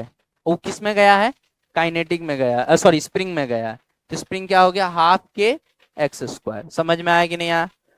अच्छा, कुछ लोग ऐसे भी करते हैं कि पहले इस पोटेंशियल को काइनेटिक में कन्वर्ट करते हैं, फिर काइनेटिक से स्प्रिंग में कन्वर्ट करते हैं। लेकिन हमने तुमको सीधा सिखा रखा है कि सीधा शुरू वाला देखना और अंत वाला देखना, बीच से मतलब नहीं है, ठीक है? वर्क एनर्जी, ये तो बनिया बुद्धि हो गया। बोलो रे। अब वर्क एनर्जी थ्योरम लगा के भी बता देते हैं कैसे होगा। वर्क डन बाई ग्रेविटी क्या है? पॉजिटिव है या नेगेटिव है? पॉजिटिव है, और एच प्लस एक्स है। बोलो हाँ या ना? वर्क डन बाई स्प्रिंग क्या, पॉजिटिव है या नेगेटिव है? नेगेटिव है, और हाफ के एक्स स्क्वायर। इसको एच प्लस एक्स मत लिख देना, स्प्रिंग एक्स ही दबा है, स्प्रिंग एच प्लस एक्स नहीं दबा है। बॉडी एच प्लस एक्स नीचे आया है, लेकिन स्प्रिंग तो एक्स ही दबा है ना, स्प्रिंग थोड़ी एच प्लस एक्स दबा है। गॉट इट और नॉट? बहुत बढ़िया। माइनस हाफ के एक्स स्क्वायर इक्वल टू, यहाँ भी स्पीड क्या दे? जीरो। और अगर मैक्सिमम कंप्रेशन कह रहे हैं तो यहाँ भी स्पीड क्या हो गई होगी? जीरो। क्यों जीरो हो गई होगी? क्योंकि जो स्पीड ये गेन कर चुका है उसको स्प्रिंग ढकेल ढकेल के मैक्सिमम कंप्रेशन जब पहुंचेगा, जब तक तो इसको जीरो स्पीड पे ले आएगा, और फिर ये वापस बाउंस बैक करेगा। क्या मेरी बात समझ में आ रही है? तो जीरो माइनस जीरो लिख दें? पक्का? यहां से सॉल्व करोगे सीधा आंसर। भाई सीधी बात है, जब मैक्सिमम कंप्रेशन कह रहा है तो मतलब तब तक दबाएगा जब तक इसकी गति शून्य ना हो जाए, क्योंकि जैसे जैसे ये दबा रहा है स्प्रिंग इसके मोशन को रेजिस्ट कर रहा है। वो चाह रहा है भाई तुम ऊपर जाओ, और तुम दबाए जा रहे हो तो तुम्हारी स्पीड घटेगी ना। भाई तुम्हारी वेलोसिटी इधर है, एक्सेलरेशन ऊपर है, फोर्स ऊपर है, तो स्पीड घटेगी, घटते घटते शून्य हो जाएगी कुछ देर बाद। जिस समय वेलोसिटी शून्य हो जाएगी उस समय तक स्प्रिंग जितना दब चुका है उसी को तो मैक्सिमम कंप्रेशन कहोगे। क्योंकि अब इसके बाद क्या होने वाला, अब इसके बाद ये वापस बाउंस बैक करने वाला है। समझ में आ रहा है या नहीं आ रहा है? तो यहाँ भी वेलोसिटी जीरो, यहाँ भी velocity, change in kinetic energy zero minus zero, work done by all the forces. आ गया आंसर। क्या मेरी बात सबको क्लियर है?